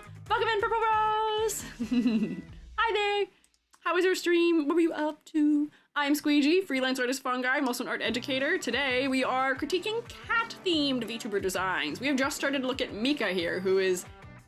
I don't know if she is actually even a cat, or they were a cat, but they do have cat ears on, so they at least thematically make sense for that. Rating and running, have a good stream? Go for it! You and your fellows, if y'all need to do the eating and the drinking and the snark me-me-meing, please take care of yourselves. Please go do that. If you want to stick around and hang out, you are welcome to do so, but please look after yourself. Primarily, first and foremost. Yeah, so it is a hard balance with aesthetics like this. Whoa. Jermaine, thank you for rotating for them, for the raiders. Very kind. Done my first day of class. Good work! Their ad is misspelled. Mirabear. Oh, wait, you're right. Is it? Did I reverse the I and E? Thank you, Rex. M-E-I. Thank you. Whoopsie. Okay. Game show, they have to design it live within 3 minutes? Oh, that sounds like a heart attack and a half. I can't design that fast, so I would not want anyone to have to do that, but I'm gonna figure something out. Rose was doing Monster Hunter Wilds, just doing some gear hunting to fill out the sticker book things. Also cannot stay. Loki did not realize the time to cook some dinner. Have a great stream. Well, thank you. Enjoy your dinner. Good luck cooking. I hope the Monster Hunter Wilds was good. Okay, so yeah, people saying where you feel so many emotions like emo or scene to a certain degree. I am seeing the emo and scene influence in the style also, where this does look very in keepings with a lot of the outfits that I had found when we looked up Menhera style design last week. Specifically the striped arm warmers, which are very common, I guess, both in scene or emo style dress, but also Menhera. One of the sort of first things that jumps out at me here in this design that I think does need a little bit of work is some of the clarity. We don't have enough contrast between the edges of things right now, unfortunately, where this hair and the shoulder here are still very similar in value. And then if we look at the shirt here, there's a lot of detail that could be really interesting. There's ruffles coming out from where it's ruched up by this bow. There's an undershirt, there's layering to it. But we're not really reading it very clearly because there's just not a lot of contrast. Let me get layer, correction layer. I'm gonna steal all of your hue. Just slurp up all that hue as a snack. No saturation for you. Do you see how elements are blending into each other throughout here? The shirt is blending into the hair. A lot of this side of the head is blending together. There's not a lot of depth around this end of the hair either, unfortunately. The socks are blending into the shoes. The stripes here are blending into the stripes on the sleeves, as are the stripes blending into the skirt a little bit. We just need more contrast. So let me just take a multiply layer, like blue, and push this stuff back a little bit. Thank you for the hydration. I will also stretch. Like the gummy worm shirt. The gummy worm shirt? What gummy worm shirt? I don't think this is a gummy worm, is it? What do you mean? Honey butter, what are you talking about? Is that something else? Here. Also, I'm using a cooler color for these shadow areas, just so that there's a little bit more color depth. Because there are these nice purples happening in the eyes, and I feel like we could reflect some of the depth there more throughout the design. Let's see. Make that clear. That seems to help a little bit. Then I'm just gonna push the edge of the hair a little bit more. There we go. I think the shirt looks like a really fat gummy worm. Oh, you're right, from a distance, the pills. Ah, see, they might need a little more contrast too, so you can read them a little more clearly. I see what you mean. I see. That's funny, I was like not seeing that at all. There we go, let me blur this out. I might actually need to make this darker, where it is in the hair. But I do think that is helping to set the shoulder forward a little bit better. Adds a little bit more clarity to the hair. There we go. This area especially. Could use some more, but this isn't the cleanest multiply layering I've ever done in my life, but it does help a little bit. There we go. Tasty hue snack. Alive, I'm always amused to see which things you find stand out of the sentences I say. I'm glad you enjoyed me slurping up all the hue out of this design. And I feel changing the eye somewhat could help serve their concept more. Still appear happy, but there could be their slight shadow overcast, push the eye bags a little bit more. I agree with that. I do think that the eyes are getting just a little bit lost because there's so much more contrast coming from the dark hair meeting the brighter part of the hair. So I feel like we could have a little bit more clarity from that. And yeah, if we had something darker around the eyes, that could help. I do appreciate that there's a little bit of that sort of breaking the boundary of the center of the head. Jubby's home! I'm home. Hi! How are you? What a long day of work. How was it? It was good, but it was a lot. And That's fair. I'm very tired. Okay. Maybe take Snarky, maybe rest? Yeah. Jubby's gone. Just like that, Jubby has come and gone. Jubby has returned! I've not been abandoned! Yay! Don't worry, Alive, I will read that full sentence to Jubby later when they reappear. Right here. More of these strands breaking this center line in a more exaggerated manner. Because right now they're kind of thin where that's happening. You could even have them breaking this bottom edge in a thicker manner. But you notice the hair does have a lot of really little strands to it, which makes it feel a little bit stringy, which I feel like might relate to the aesthetic well. But I think they could be a little bit thicker so they can serve their purpose from a little bit more of a distance, perhaps. And yeah, the eyes. Maybe we could just have a darker, grab this, like shade on the entire top half of them. I don't know if purple is the color, but I was gonna include the sclera in it. The sclera is also very bright. I'll change the color. Let me just blur it out. Did I put this on its own layer? I did. Okay. If I pick something like here, that might be a little better. There we go. Not that intense, but just a little bit more. Now the eyes feel just like a tad more hollow. We got Jub, but it was just for a moment. Yeah. Yeah, this makes them feel a little bit more out of it.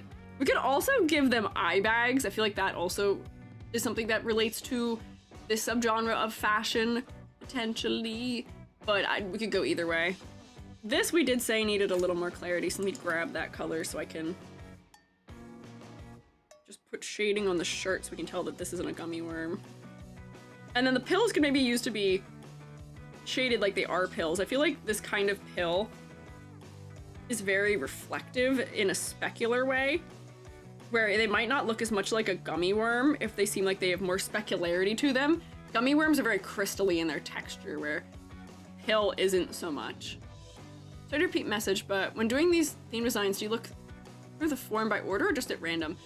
It's loosely in order. I download chunks of about 50 to 100, and then I sort them loosely into some categories. So they're not going exactly in order, but they're within like the same month of submission usually. Just for the fact that it's a little bit easier to do our critiques if we're kind of all on, you know, it's a little bit easier to ideate when we've already been thinking within sort of the similar language. When we're thinking cat, we can sort of, on the first one, come up with some of the ideas that are big overarching themes for what things make a cat successful in design. And then we can sort of apply those to all of them. It just helps thematically to keep us on a good page, and then we can make the better suggestions as a result. So it's not perfectly in order. What is canon? It's mostly in order. It's loosely in order. Someone eating gummy worms right now, I can confirm. Yes, they are very crunchy in texture. Speaking of, ears higher or hair lower? Agreed! There's a weird tangent happening right now where the hair almost feels like it's coming out of the ears. And I think that this might be an ears higher moment.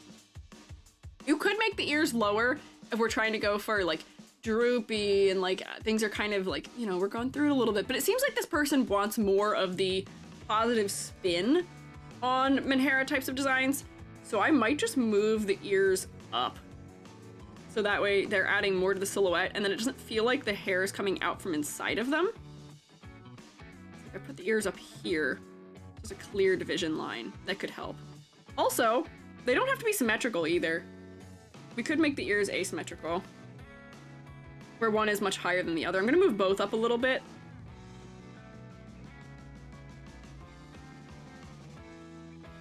There. Potentially that's the solution. Yeah. Happy looking smile, maybe happy looking ears. Yeah. Let me do this one too. Move it up just a bit. But then I always get a lot of joy from asymmetrical ears. I hope you guys do also. But like if one ear is a little higher than the other, that tends to be a little bit cute. Has a little bit of whimsy. And then we could use this fur coming down still like further in front so that way we can tell that, oops, that the ear is in fact in front of the pigtail in the back. Transitive property? Huh? What? A equals B equals C does A equals C? What are we talking about? You guys are doing math in chat right now. Also, hi Dan, welcome. You guys are doing math. Oh, she's homework, unrelated. We're trying to apply transitive properties to our cat girl. YouTube's going crazy. Oh no. Where to hear that? Okay. So, I do think we need a little bit more exaggeration in the silhouette itself, outside of... The hair does add something. The hair is completely symmetrical, unfortunately. My classic critique that I make the most, probably ever, is just render them, just make them slightly different. Put this lower. Maybe have like one that comes out up here or something. But just do more to make it clear that they aren't exactly the same. That adds just a little bit of asymmetry. We've got these little like ruffles down here that are on the edge of the shirt. And I feel like we could exaggerate these a little bit more. Let me put the lighter color. That they would stick out off the side of the body a little bit more. I almost wish that these ruffles were repeated somewhere else too, where you could probably have them like around the hand area down here, because there are ruffles at the bottom of the skirt. Grab the lighter color. You can see it against that. There we go. A little more repetition. Could have it around maybe like the bottom of the shoes too, or the leg warmers. That adds just a little bit more specificity. I have realized somebody mentioned this, I think on Friday, that specificity is like my favorite word right now, and it is, and I'm so sorry, but I'm not gonna stop saying it. It's such a good word. It's such a good word. It's such a helpful word.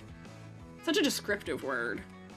These shoes might need a little bit more detail, so I might think about adding like pink trim or something to them. Doesn't have to be super bright. But they are platform shoes, and it'll make that a little bit clearer if we make it clear that this is the bottom half. Be fair, important for characters' clothes to be specific. Yeah, I feel like I am someone who has the right to say that word a lot. If you are upset that people are saying that word a lot, I feel like I'm not a good target, because what we do, it's very important to be specific in. There we go. Exaggerate your shapes more! Woo! More exaggeration! Make these slouchier at the ankle! Once again, we've got the thigh belt. Little EG animations, so thank you for the voxel model at some point. You don't need to pay me, Hoshi. You wanna you wanna raffle. I appreciate it, but don't feel like you have to do that. Also, the other way you're paying in some capacities with time, just because it's only worked on between things, but if you want to make art, I will never dissuade you from doing it, but don't feel like you need to. Do not feel like you need to do that at all. So it does look like hooves. Oh, the shoes? I wonder if we could do something to make them feel like paws, maybe. If we were to, like...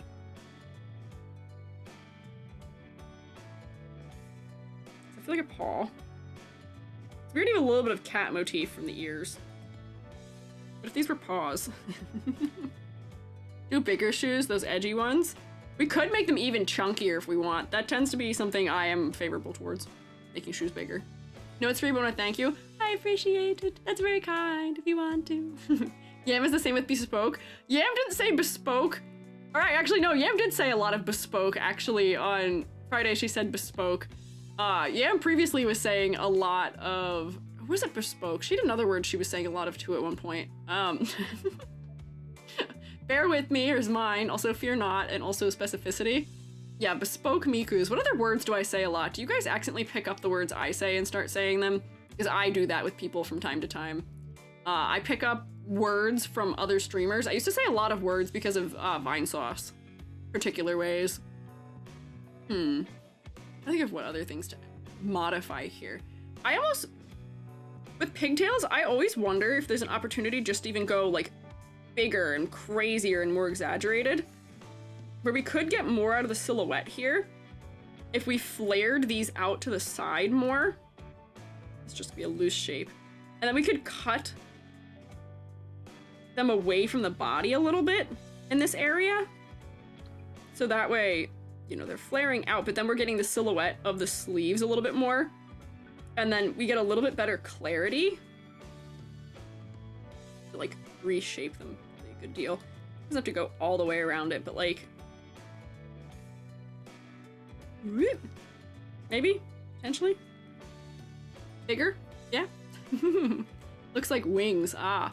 Could be uneven. That's true, also. I've made them really ratty accidentally, just because I'm being really sketchy about it, but kind of get the idea. Stop. Select the correct color. There we go. Thanks. There we go. But then, this way... we get a little bit more of the edge of the clothing, potentially. Which is a little bit nice. I feel like... even up here, they could use to be, like... bigger, where I can see them coming off the side of their head. Or, like, having more pieces that are, like, breaking away for the silhouette, potentially. Something like that. Pigtails should vaguely look like a cat head. That would be interesting if you were to have, like much, like things, like, spiking up like this in this area, so it feels like ears. That could be interesting. I see what you mean. Looks a little funny the way I'm interpreting it right now, but that could be interesting. I was also thinking about some way to make the ahoge interesting as well. And then I also had the thought of you could just have, like, one or two of the colors, or like streaks from the colors in the other side, which I feel like would make sense for this aesthetic style, potentially. Right now it's really high contrast because I've not rendered them properly, but just as an idea, for the ahoge, thinking of cat-shaped things, we could make it...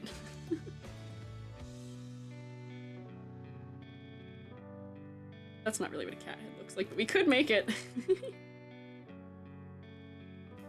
Hang on, I should have done that with white. Yahoge could be cat head shaped also if we're looking for things to shape like a cat head. Oops, hang on. Like that. Feels a little bit silly. We could shape it like other things relating to the Menhera aesthetic as well, where they have like hills and syringes and bows and stuff like that. But I feel like a shaped Yahoge can be such a fun way to just add a little bit of interest there. Striped hair looks awesome with the stripes on the arms. Why, thank you. I think increasing the repetition of stripes throughout is probably not going to be a bad idea. Also the belts. I'm wondering if maybe it might be interesting if this one, instead of being streaks in the hair, if this was a belt maybe. So then we're getting the repetition of the belt throughout the design as well. It's not a very good drawing of a belt. Pretend with me that that's a belt. And then like this could still be streaks in the hair, and they don't have to both be belts, but opportunities for repetition could be interesting. So do it like the plant like catnip, that's true, we thought about that earlier. Belts are great for physics, to grab attention, yes, I agree. Those are gonna be good for motion in the center of the body. I think the other thing we have to say about this design is what we said about first design we looked at today, which is that we don't have a lot of the elements of the design influencing the shaping of the clothing. Right now the outfit just feels a little bit generic because there's not really anything shifting this towards something we would assume somebody who is like a cat girl might wear, or like a cat person, or like the edges of them aren't being affected by that sort of Menhera angle. I don't know. Once again, trying to figure out how to incorporate pills and syringes into silhouette is an interesting thing for me to be preoccupied with. Oh man, what if this one was a ribbon on this side, where you've got the bow over here, and then this is the long, very cutesy ribbon coming out here, and then it's contrasted on the other side of the head over here by the belts being tied around it. Yeah, asymmetry. Boom. Collar belt's so cool looking. Immediately, thin ties emo bands would wear. Yeah, that's what I was thinking it was probably a reference to. So I do appreciate that. Clips and pins, arm things maybe all around. Yeah, we could maybe do safety pins. We talked about that before with the other design that we did that was the style. So you could stick them somewhere, maybe asymmetrically. On the shoulder. This is just my really quick. These are safety pins, I promise. Syringes. I wonder, this might be too uncanny. Tell me if this is too much. But I'm thinking about the idea of, like, if you've ever had your ears pierced, not at Claire's, like at an actual, like, tattoo parlor or place that does piercings, they pierce your ears with a needle. Would it be too uncanny, maybe, to have it almost like the ear has been pierced by a syringe?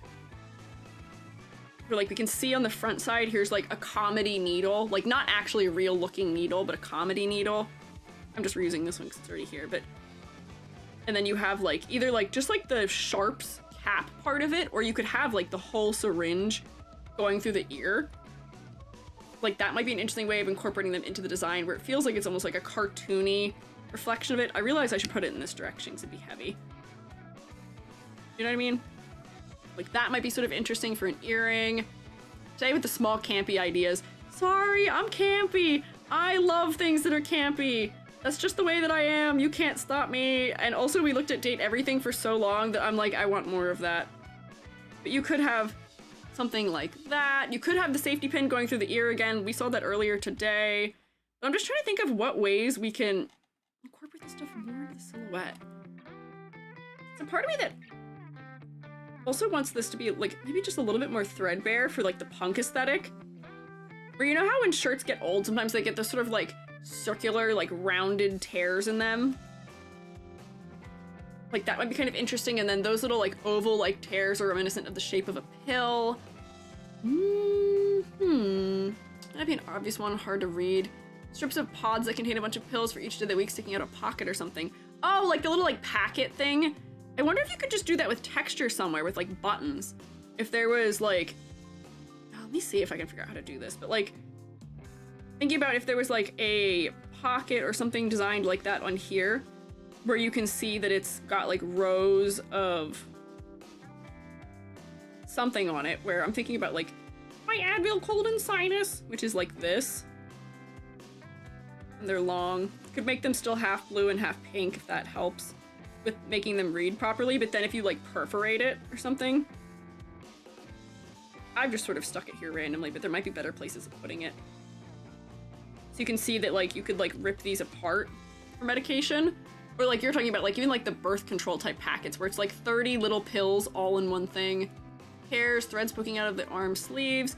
That's true, but I don't think at the same time, I feel like Minhara's designs weren't inherently very tattered from what I remember. So the little bit that I was adding was more leaning into like the emo types of design that I feel like this might also be referencing. And I don't know if I want to go over the top with that just because this person seems to be leaning into like the healing end of Minhara, where that might be more in the romanticizing end if the clothes are really decrepit and falling apart, but I don't know. It could be an option. Better way than just another hair clip. Using hair clips is easy and effective. We gotta spice it up. Yeah, that's what we're sort of trying to get at. Bye, Haunted Butter. Thank you for stopping by, though. I'm trying to think of, this is unfortunately an aesthetic that I struggle with a little bit. Fun motif include be heart monitor line somewhere, bandages up the legs, hearts, rib cages, IV bags, bones. Push it more Minhara than just scene or emo. Ah, see, bones might be interesting also. We put cat skulls on the other one that we looked at last week too, but thinking more of people who are on drug cocktails for serious recovery because of old, because we haven't had the full tray of pills show before. Oh, you mean like a pill tray itself? That might be interesting too to include. I wonder, tactical pill, what do you call it? Like a tactical pill, the like weekly pill, say, what do you call them? They're not called trays, but you know the weekly thing where you pop open each one for each day to take what you need of your medication? Would be the containers? Yeah, what is the name for it? Is it called a medicine planner? I have one. What do you call them? But like, just as like a funny thing, it might be silly. This is like usually considered like a tactical thing worn around the leg where they'll put like a gun holster on it or something, or a knife. It might be interesting if this belt wasn't in this exact area, but having that little thing maybe as a bag. Oh, okay, hang on. Bag, I'm not drawing it on the design right now because there's just too many things happening. We have to modify something, but if you did have like that pill canister, and you could make it like really plush and fluffy, and then you could divide it so that it's like whatever the days. And then here's your side bag, right? And then you could have like each one of these compartments has its own zipper or something. And then we can see all the little things that you're storing in it. In the compartments. Does this not exist? I feel like there's no way this doesn't exist as like an actual accessory, and if it doesn't, we should capitalize on that and make this like an actual accessory, because the pasta boxes that are purses are so sick. I love them. Yeah, the pill organizer box. Is that not what we were talking about? I meant the pill organizer box. I don't really know if I've done a great job of doing it. Arm cuff shaped like a heart monitor could work. Call them dossier boxes or blister packs. Interesting. Actually a good idea. Strap your whole week of planned meds to your legs so you can't lose it. Yeah, that's what I meant. Yeah, the pill organizer. That's what it's called. They're called pill organizers. That's the word I was looking for. Not the blister packet. That's sort of what these were. It was a blister packet. But yeah, this could be a really cute bag, maybe. Pill organizer was shaped like one big pill, maybe too campy. Ah, but like, I love campy. I don't know if this person would love campy the way that I love campy, but I'm always game for campy. But just as like an idea suggestion, I guess we can say having some sort of bag that's inspired by those like pill containers could be good. I'm making it like a belt and like chain aspects here. That might be cute, but yeah. Part with a band-aid might be a fun bag. That could also be a fun bag. There's band-aids on the face. I wonder if we could do like band-aid shaped patches on the clothing. Or like if, here, this is a, I should put this on the pink side maybe, but I have everything on that side, this side already. But like if you had like a band-aid shaped thing and then we could see that it's like stitched on, that might be interesting. So that it becomes a patch. Really hit hard, maybe campy's gonna work. That's true, also. It might hit harder for being campy. I think like we could make the belt part more specific in some way. There's a lot of things we could do on. I wonder if we could just make these feel like they're like safety pin shape inspired, holding in that area. You can see like little like thing where it goes to the inside. I don't know, but generally the suggestion is that a little bit more asymmetry in the outfit, details that incorporate the Minhara style in more thoroughly as well. I'm distributing this blue a little bit out of the chest area as well, because right now it does end up being pretty focal because it's the only thing that is that color blue. There's a lot of pink, so the pink becomes less important to us visually, but the blue becomes really important because it's only right there. So I was making those, the blue, maybe some of these little, accessories that are in the hair could also have this blue on them. Like this one that's pink, we can't see it because it's the same color as the hair. But I do just think we need a little bit more of that blue elsewhere, so it's less important in the chest. But generally, more details. Let me see Mad Bun suggest. Oh, was that? I saw people saying heart rate monitor on the arm. That could be an idea. That feels a little bit more specific. Have you seen, there's I think he's a surgeon who rates medical tattoos on TikTok. And I think it's really funny where people will have like the heartbeat line and then the heartbeat line turns into a heart and then it goes back to being like a regular heartbeat. He's like, you died. What you did right there is die. If your heart does that, that's not good. Or like having like severe arrhythmia or something, which might be funny. But yeah, some sort of heart cuff monitor that has the rate on it might be cute. Is a way to reference medical supplies, maybe. Yeah. I think just generally the point here is more references to the Minhara, more references to these icons. You have them as clips in your hair and you have them as an icon on the shirt. Incorporate them more into the design more throughout, generally. What do we not talk about here? Let me start looking at the rubric so I can determine what we didn't talk about. For color palette, I think that blue needs to be distributed a little bit more and we need a little bit more variety in color undertone. It feels a little bit too one note, just being the pink and black. Just give some things a cool undertone, some things a warm undertone, so that those blacks aren't just pure black. And then also, we were having some clarity trouble, especially with the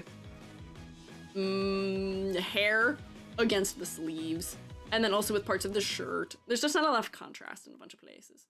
Silhouette, oh yeah, we didn't really check silhouette, but I was making some suggestions to improve silhouette further also. We'll get there. Also, Slug Person, thank you for following. Sorry, I'm so locked in that I have not been checking my sidebar.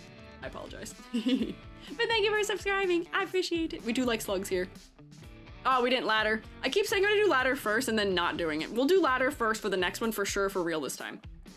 Silhouette. Turn off all the modifications that I made. Hey!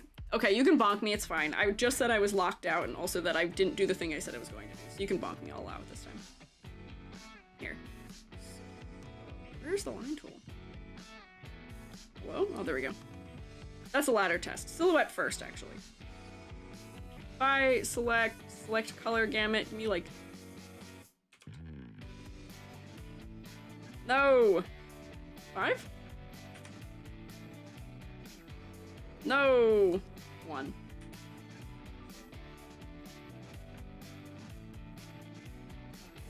That's probably good enough.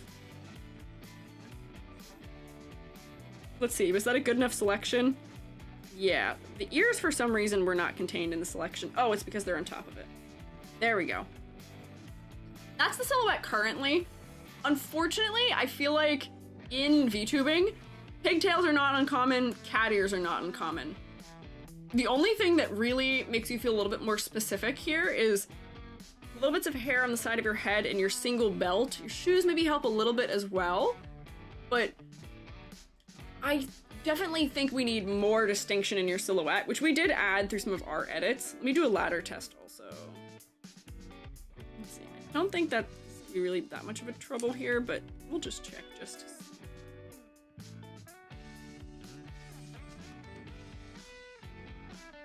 draw all of my crosshairs in real quick. I don't even know how I would count some of the stuff on this side of the body. Well, the bottom of the hair needs a line. Top of the sleeves, bottom of those sleeves, top of the shoulder, the collar. Oops, hang on. Chin, nose band-aid, eyes and hairline. This stuff doesn't really add a line for me. Bottom of the ears, top of the head, top of the ears and the ahoge. Now let's see. How safe is this ladder? Not especially safe. I wish more of this asymmetry was reaching the silhouette, but it's okay. There's enough asymmetry, it's okay. I would say not especially climbable. This is a Fungi trapper maybe.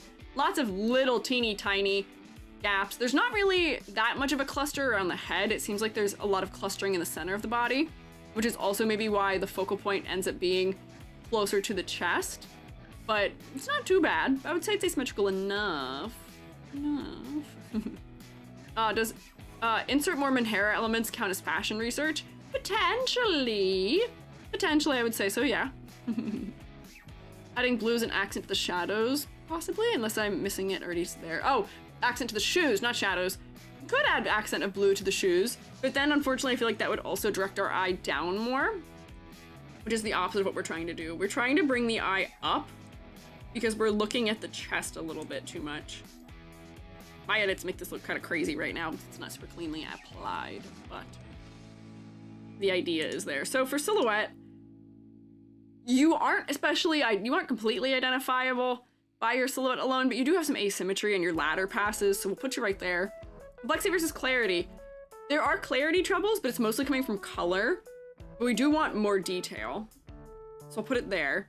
For focal points, we are looking at the chest, and some of the clarity issues around the head are making it sort of hard to make the head as focal as it should be. The eyes are being overshadowed by what's happening around them. So we had suggested doing some darkening on the eyes, adding more detail or brightening some of the accessories on the head, doing more with the hair a little bit, I think is helping. Distributing that blue a little bit more off the chest is gonna be your best friend for making the focal point work. And then for the aesthetic, I can look at you and see that you are aligned in sort of the Menhera and also like emo aesthetic as far as clothing goes pretty easily and quickly now that I'm familiar with what that looks like. But I still think you can push it more. Where we were looking for that to be more incorporated into the physicality of the clothing and not just a couple little objects in the hair and the graphic on the tee. So push it to the limit, because we're in it to win it. Oh yeah. Is my suggestion. So I believe, put you on the fridge, right? I need to look at 2, 3, 4. Yeah, you're our third fridge fella. You get a point for that. 1, 2, 3, 4, 5, 6, 7 out of 10.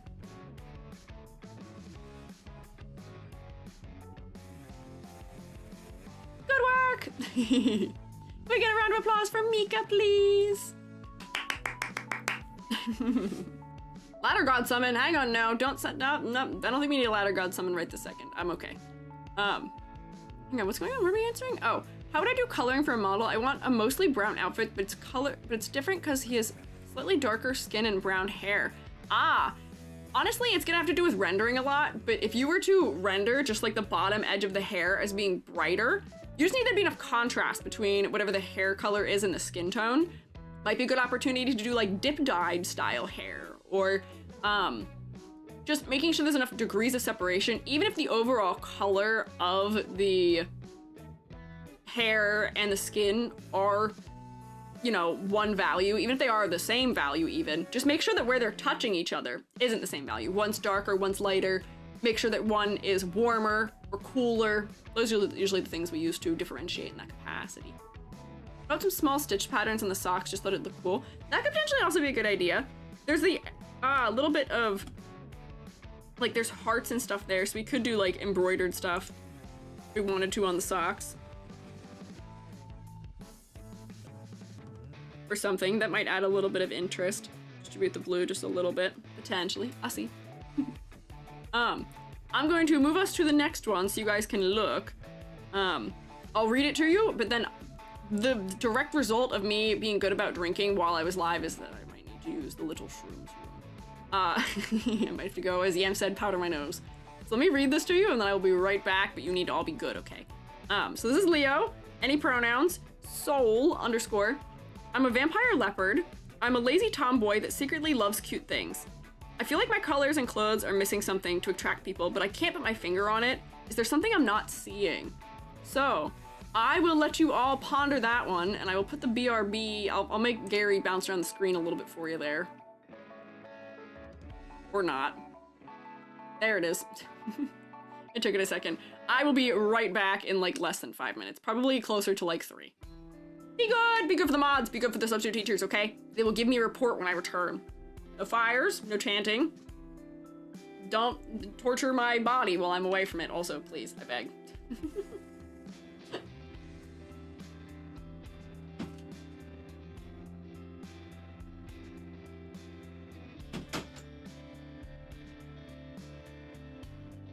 Oh.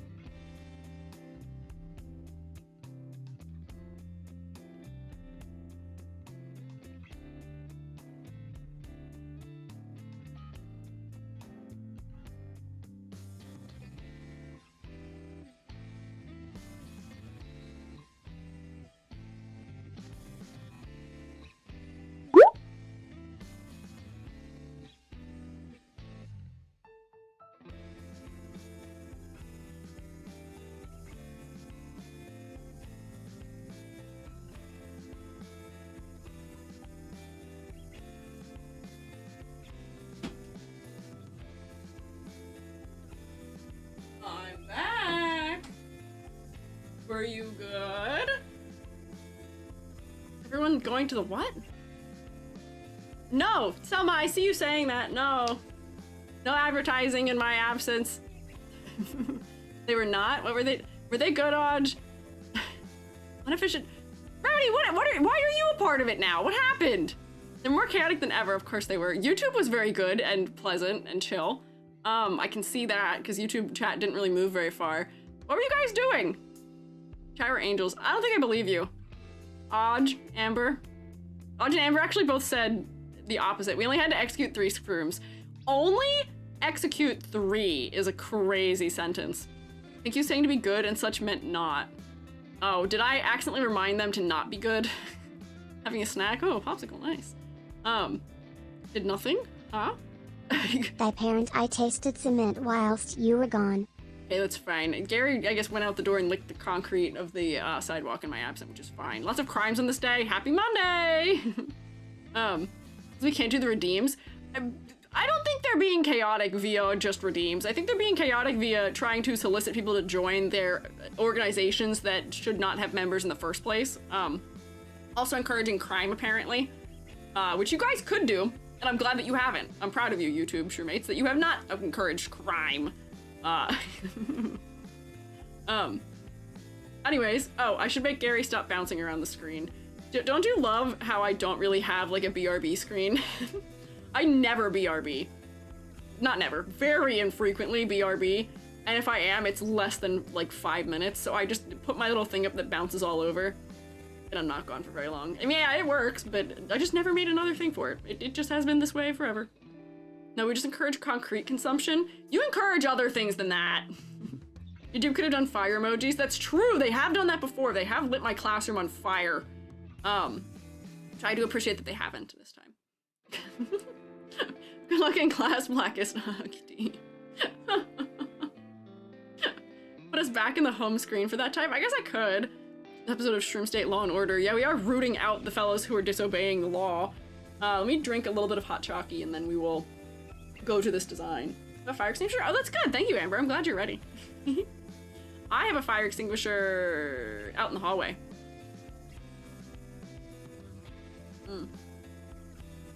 I will also eat a handful of... I am the law. You are the law. I don't think so. Gary... I don't know who you think you are. But you are not the law. You are the son of the law. Makes you sound like you're my son-in-law. Is that what that means? Is that where that came from? Is that where son-in-law originates? I am the law and you are my son? Kind of? Yeah, Gary, you're a child. You're also the CEO of some other company. I feel like it'd be conflict of interest for you to also be the law. You shouldn't be able to be a CEO and the law at the same time. No, son by law. Oh, yeah, okay, yeah, son by law. Legally, you're now my son. I see. Interesting. More like outlaw. Yeah, Gary, you are acting more like an outlaw most of the time, honestly. Yeah. Sign a petition to remove exams permanently, please. Hoshi, how are you having exams in August? That's wild, and I'm so sorry. Doesn't stop, folks. Probably not. Okay. I'm gonna eat a couple of little square-shaped cheddar crackers that don't have any particular name to them. I'm gonna look at the spella. So, right off the bat, I feel like my colors and clothes are missing something to attract people, but I can't put my finger on it. Is there something I'm not seeing? My guy, you need to layer and accessorize. Right off the bat, fashion research is going to be your friend. I think that is going to be the most helpful thing here, because your clothing also does not have a secondary motif also, which would be the thing that we then combine with that fashion research to make you have unique special sauce in your clothing. But yeah, you guys can have a square cheddar snack cracker if you would like. Come here. Viraku, I think you've already passed me. Come here, if you want a little snack, I'll let you have a little. I'm gonna Sasuke up this collar. That's a funny sentence. We're gonna Sasuke-ify you. There you go. Nom, nom, nom, nom, nom. The train of hungry mouths come this way. It's about snack time. 5:18 p.m. in the EST. It approaches my dinner hour, so I need to eat a couple of fish cracker. This isn't fish cracker, but I usually need a couple of fish cracker to fully propel me through the dinner. Who's here? Why can't I see? I had a thing thrown at me and I can't see who's here. Sasuke does have the sauce K. That's true. He does. Redeem. Oh wait, vamp aesthetic, gothic, or urban? That's also true. There is also a vampire angle here that I'm not getting anything from particularly. Maybe a vampire leopard could have more vampire elements. I agree. However, I feel like they're trying to go more urban, like streetwear, maybe even techwear with the design. I'm trying to think of like urban vampires. So much of what we associate with vampires is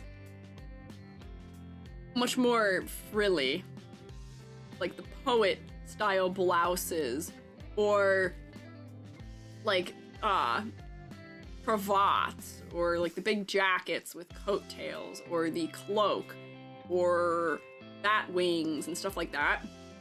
I don't know. Got a red eye. Does it feel more Chunibyo demon? Yeah, it doesn't feel super vampiric. I'm wondering if like an inverted cross motif might be good here, because there might be a fun way. I'm wondering, hang on, I'm gonna inject you, I'm gonna offer you an opportunity of a motif here that might be nice, you can get some mileage out of. If we want to be urban, cyber sigilism. More industrial goth with the urban angle. That's true, could make them more industrial goth, but I was gonna say cyber sigilism might be interesting. Do you know what that is? Make sure I'm referencing the right thing. Hang on. Hello, can I have a mouse?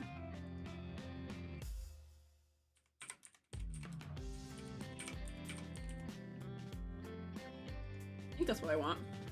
Yes. Think death metal fonts. I don't know why these are all tattoos. Like, classically in like anime style stuff, it's these kinds of things. Do you see how it is just a tattoo style, but I've seen it incorporated beyond that into like a whole aesthetic with like metalworking and with patterns on clothing and stuff like that. But it's this sort of detailing where we get these little like stars, everything becomes really sharp and pointy and narrow. And I'm wondering if that might be an interesting way that we could incorporate things that feel a little bit more like embellished. We tend to associate vampires with being a little bit more ornate. So that'd be a good angle to get some more ornateness in, and then that sort of sharp motif might work well for, you know, we associate vampires with crosses in some capacity. So you could get your cross, inverted or not, in this sort of styling. And then also, same deal, teeth. We associate vampires with having sharp teeth. So then this is playing with a lot of those similar ideas. Maybe it's really just noise and the world ends with you. I see somebody also mentioning Kingdom Hearts here. I think Kingdom Hearts does use a little bit of cyber sigilism from time to time. The Dream Eaters in particular, I think, have some of it happening. Blade style vampire, yeah, yes, yes, yes. Newer Dome and Crybaby, yeah. So I think that if you are looking for something to use as a secondary motif, these kinds of things could be very nice. How crazy would it be if even if even the patterning of your leopardness on your tail was coming into these like really like sharp, intense shapes, where it'll still feel leopard-like because you've got that little dot in the center. We could make them more aggressive and that'll feel more specific. I'm not gonna go through and do that to all of them, but just think about that as an option, maybe. Like the skin sparkle works pretty well with the more tan skin. That's true. That could be an interesting, like, little subtle hint that they are a vampire. If you had just like a sparkly thing happening on like the high parts of your cheekbone or like areas that generally catch light, that could be good. Oh, Jacarava, thank you for subscribing. Welcome to the Shroom stage. I've enjoyed getting to rotate with us. Welcome. If the idea of vampires are based on the idea of high sophistication contrast with beauty urges, these fancy icons, heraldry could be a way to go reference that. Some sort of organization, guild they're part of, maybe, but I feel like a lot of vampires also end up being sort of like a lone wolf type of figure. You know what I mean? Like they live alone, brooding in their castle. They sort of isolate themselves a lot of the time. So I don't know, maybe we could do that, but I don't know if that is that particular. I'm also thinking about for like industrial or like modern or tech inspired designs. I'm thinking of Awari no Seraph. Am I correct in remembering they're vampires in the one group? Awari no Seraph. Oh man, that's letters. Hang on. I put a bracket in the word Seraph and it auto-corrected it to Awari no Surf. Try again. Yeah, okay, wait, so the vampires in this, despite feeling very modern, still have like a little bit of like ruffled collars and cloaks and stuff, which is interesting. There may still be a way of interpreting that. Wow, I forgot about this show quite extensively. Like, here's a vampire from this. It's a really small vampire. But I think by the result of combining like military styles with the vampire aesthetic, they're getting across that there's something going on. I don't know if this guy reads all that well as being a vampire, other than the red eyes and the haircut, though. I don't know. I haven't thought about this anime in years. I know. I watched the anime when I was in, like, middle school? Something like that.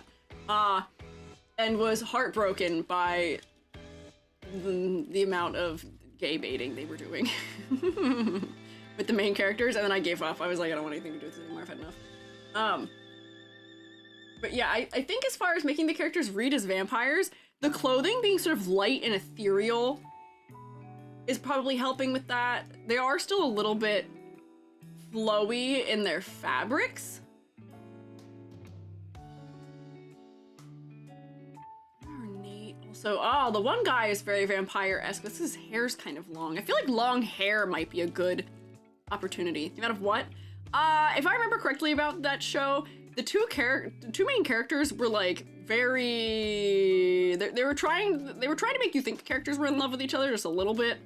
They were doing a lot of stuff that kind of crossed the line out of platonic, but they never went beyond that. And there was a female lead that the one character was supposed to be into. I don't remember. Queer baiting, yes.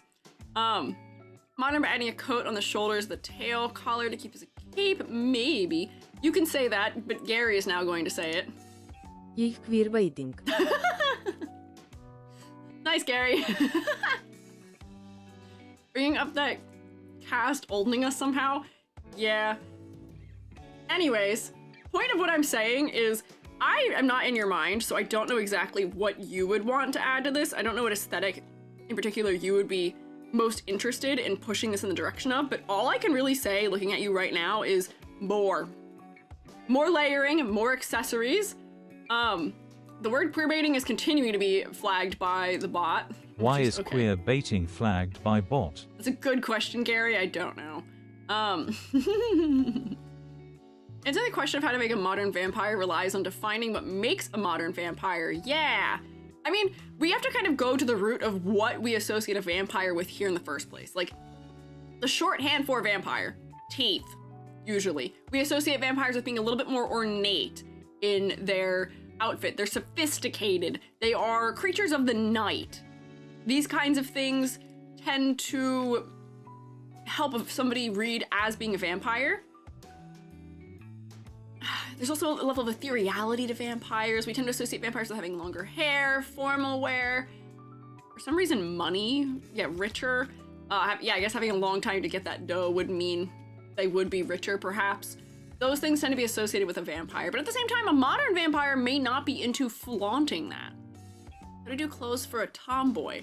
I mean, if we weren't attached to doing modern clothing, OG fashion is so vampire-y, and that's like the epitome of tomboy clothing to me, as far as like more ornate fashion goes. And there's Blade.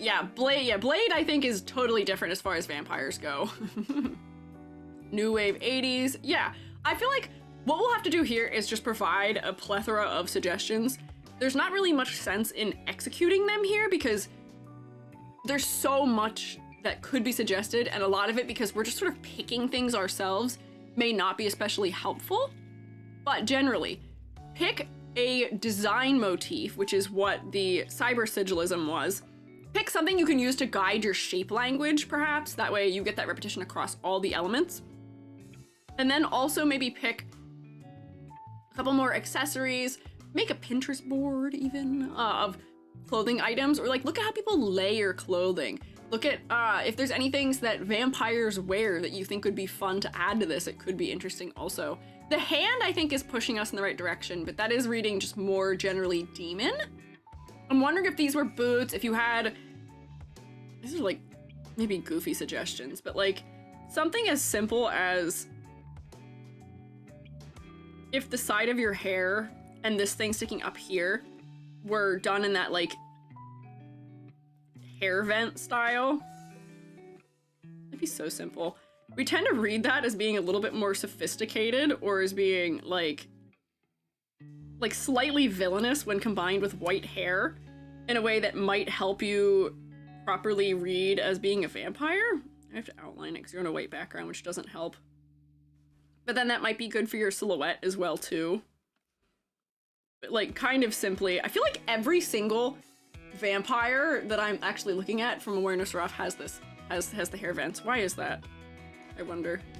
I guess it is just good shorthand. But like this style of hair for like your big swoopies might be good. Yeah, hair vents are sharp. People's being a slit. Yeah, it might read as, yeah, you're right. Might read as being feline, but that does give you sort of like the monstrous angle as well, although it might still lean too generally demonic. You could exaggerate your ears a lot more. I feel like for a vampire, having much more extreme ear shape could be interesting. Where I'm giving you sort of like the downturned, sharp ear. Because you said you're lazy. So I feel like by having them be droopy, that will sort of push that. We're creating more of a shape language that's slanting down and out. And cover where it was before. Although you might read as being an elf from having done that, but hopefully by the combination of elements you won't read too elf-like. Let's see. There we go. Having more specific earrings could add to silhouette. I mostly made it bigger so that way it adds to the silhouette a little bit more. Donkey ears return. Viruku, just because you think they're donkey ears does not mean we agree with you. My favorite thing they do in D&D a lot of the time is make the ears really big and long. I'm campy. You'll understand someday. Super long downturned ears, small scar, chunk ripped out of it. Yeah, or like with earrings in it too. You already have these big earrings piercing the ear up here. We could do, yeah, like chunks ripped out, or we could have more stuff. If we're doing like the cyber sigilism stuff, you could have big, long, sharp earrings or something of that capacity. It does open a lot of space up on the side of the head for adding interesting things. We can get like, I don't know, spike going through here too. spikes. The vampires have elf ears is always an odd thing for me. Why? I feel like it's just one of those things where they're just trying to make them look less human. And I guess for somebody who's trying to blend in, having them closer to ears. Bat ears. Yeah, making them feel less human, and then yes, probably also drawing them closer to a bat, which maybe we do push the ears a little bit more bat-like, maybe. Also, gargoyles have bat-like ears too because they have wings. Elves are elegant, vampires are elegant, that's true. We tend to elongate things to make them feel more elegant. But just generally, what other little things do I think I could push? Nosferatu had pointy ears, yeah. Bat cat. It's an interesting combo. The eye, I fear, is too low contrast the way that it is right now, but I'm not against you giving this character a pink eye. I just think that this is almost the color white. Just make it a little darker so that I can see it from a distance. And it'll still feel a little bit inhuman and uncanny, but it does read better from a distance. Didn't see it was pink. Yeah, it is technically pink. I think it might even be close to this color pink, but it was just too light, unfortunately. Ow! Hey, no bonk, be nice. I'm being good. Red on some parts of the fur, maybe. I feel like vampire makes me think of red. That's true. I feel like they're trying to be subtle about the inclusion of the red in the design. Just this character, yeah, you've got little teeth. Since you're a cat, I wonder if it'd be funny to give you the lip fang also, because that might be a nice area of overlap between being a vampire and being a cat. Where you could very easily, if you exist in a world where cats, people are normal, it could just be a, well, they're just cat. Cat, I'm a kitty cat, and I dance, and I dance. Shoe charms with vampire references. Siri likes cute things, I think. That could work, maybe. Having just like little things that are kind of cute. Castlevania Nocturne has a really interesting cat and vampire mixed designs. Could need more inspo. Ah, intriguing. I don't think Nocturne. Nocturne vampire. Castlevania Nocturne. Vampires. There we go. Little face markings that are red? Maybe. These vampires are very pretty. Oh, the cat-like element seems like, yeah, for Castlevania, it seems like they're narrowing their eyes to make the eyes more cat-like. Yeah, they're just aiming to make them more sleek to convey cat as the angle for Castlevania. Castlevania! Castlevania. Give it a bat friend.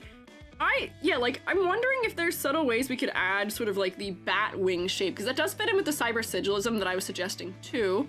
I don't get their dark left hand. I was guessing that the dark left hand and one brighter eye is like some sort of corruption or curse thing, but I think that might be pushing us too far into demon. Sharp nails do help for vampire, I feel like, at least in some capacity. Only one hand being dark is a little bit peculiar though. Incorporate their name or their outfit in a cool way, making the name tag, cool button pin. They could. I see what you mean.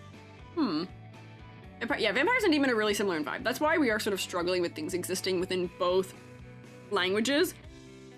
A lot of stuff that we do have to suggest here is the kind of thing where we don't have enough of a basis to really push certain things. Yeah, we could do longer nails. I'm just trying to keep us to modifying only the things that, like, we know are part of the design's intent, because so much of it is stuff where we don't really know what the aim is potentially, or if there would be favorable towards it. It wouldn't really be helpful to critique those kinds of things, unfortunately. But general suggestion. Fashion research. More accessories. Find a secondary motif. Generally. Jacket fold could be bat wing shaped. Yeah, I was thinking about like bottom edges of things being bat wing shaped, but that might be too Halloween costumey. Might be too campy. But yeah, black corruption on the eyes maybe. You could try what I did for my Halloween outfit. If we're gonna do corruption. This eye could be more corrupted, potentially. Whoops. I should do this on some layer. Whoop, so I can multiply it. Embrace camp. I want to embrace camp, but VTubers usually really don't want to embrace camp. The number of times that I'm in a consultation and I'm like, oh, we could do this thing, and somebody's like, that's just a little too goofy, and I have to be like, oh, you're right. I'm such a cartoony person. I am such a cartoonist at heart when it comes to character design. I have to like tone it down. There. Corruption around the eye. I am so happy to embrace camp, but most other people aren't. But if we want corruption, we could corrupt the eye as well if we would like to. Oh man, that makes the contrast of the eye much more intense from a distance too. As far as also the detail goes, I think we need more providing the color palette too, where we've got pink, shows up once in a color block, it's also in the eye. We've got red in one eye. That red could be more distributed, where if we're going to reference other clothing in your layers, I might suggest opening your jacket up so you can have a layer under it. But then also if you were to add like, I don't know, warmer colors and highlights or cooler colors in the shadows, or have more color transitions somewhere, add another color to your palette. You're within that very safe black, white, and a color and a metal palette that we often see. Push beyond it. Go beyond! Pick another color to add. Teal works very well with these colors. Even if there's just more red, it might help. A purple might be nice if you're trying to stay not monochromatic, analogous. Some Batwing pants and life suggestions. Thank you. Let me see. Whoa, those are neat. Those are interesting. We could even, instead of doing this on pants, we could do this around like the shoulder region of the jacket too, if they want to keep their leggies out also, potentially. That could be interesting, I agree with you. Abu Kitty, also thank you for following. Army jackets have that show blood type, but instead it's your blood type preference? I'm not aware of that thing that army jackets have. Instead of what is the thing that army jackets have that shows blood type? I'm not aware of that one. That's interesting. Not to be Vtuber's personality type, or wait. Like, can you as a person pull off the camp? That's true. Like, I don't feel like as a person I pull off camp very well. I look goofy. Just as a person. Hair clip, I missed it because of the low contrast. That's true. I feel like just a lot of this pink isn't high enough in its contrast where it is. But yeah, we could do more of it. Just generally, I think. Fashion research.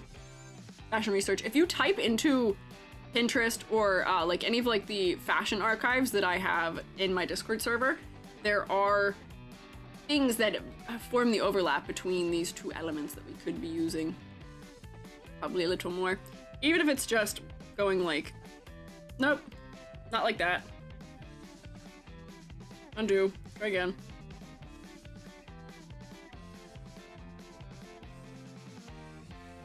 Going like this to reference bat wings. Subtly, just slightly in the color blocking. That already feels just ever so slightly more particular. They do have their name tag on, and I wonder if there's a better way we could incorporate the name tag too. As I was thinking about cyber sigilism, do a nice like death metal font. Let's see, can I sketch a death metal font here real quickly?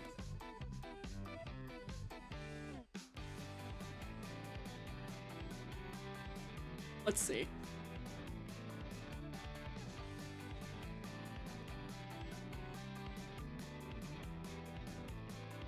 You guys know how to draw death metal fonts? Because I don't. This is just how I do it. I just draw a lot of lines overlapping until I finally find some ones where I'm like, that seems good. And then I make them really hooked. So then I go like this and go.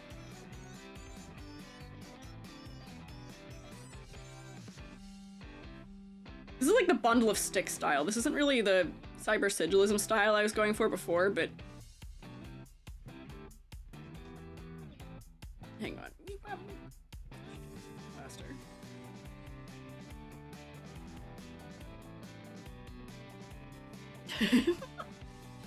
Live suggestions for the blood type tag. Interesting. There's also a bunny clip to the jacket, which I did notice. I don't... What is that, I wonder, also? Maybe that's the little hint that they like cute things, potentially? There we go. There's my really quick take on a death metal style way to put your name on something, because then it becomes less obvious that this is your name that's tagged on you. I might put this across the pink part. Check live suggestions. Let's fill this in. perfect. It just needs to exist. E.g., you don't have to make a whole logo. Just make it exist. It's okay. Just draw a thing. Yep. I also have like 12 orange square cheddar crackers still in my hand. Okay. Put this on your shirt. I don't know why I did it in this color particularly. But like this could go on this emblem here. So then it's less direct. Surprised at how many assets in the VTuber sphere made specifically catered for vampire VTubers? Not just gothic theme assets, sold goal widget style. Wow. That's particular, huh? Intriguing. Can I send a Pinterest link? Sure, Hoshi. We'll have to grab it when Moobot nukes it though. Put a pile of sticks and say that's your metal style name. People do that. There is a particular way people will send stuff. Or not send stuff, like throw sticks on the ground to become logos. Ah, so this is a particular artist whose stuff is Nyahalo Shop. You are not allowed to turn these things into VTuber designs. They actually specifically have in their terms of service that VTubers cannot wear these things. But these are at least interesting ideas to get started with. And this is somebody who is so constantly copy-pasted other places, unfortunately. You're okay. I figured you didn't know that, which is why I'm saying it. I just follow this person on Twitter because they make cool mushroom-themed things. But yeah, some of these are interesting ideas for how we could incorporate little Batwing idea. And they don't own any of these particular ideas, but it's just that a lot of their clothing that they had designed, because it is real physical clothing that they're designing this for, became something people were using in designs, and people were making a lot of money off of it, more than they were making by selling the clothing, unfortunately. So it does get a little tough. It's not that they own the drawing, they own the design, because they've made real clothing of it. Let me check. Oh, the patches. Hang on. Oh, don't save it. Just copy it, please. And Cinda sent us the patches. That's interesting. I've never seen this before, but that could be interesting if we were to take a little bit of like military style interpretation for the clothing, because a lot of tech wear is already sort of military adjacent, or like even streetwear is a little bit military inspired. This could work really well for little patches to put on it. Intriguing. So generally, I think our suggestions that I would make are figure out what a vampire means to you, Leo. What does it mean to be a vampire? What does it mean to look like a vampire or to convey to someone that you are a vampire? Motif. We need to add a motif. I had suggested cyber sigilism. You could do something else. Also, potentially for your clothing research, pushing into like slightly military inspired tech wear.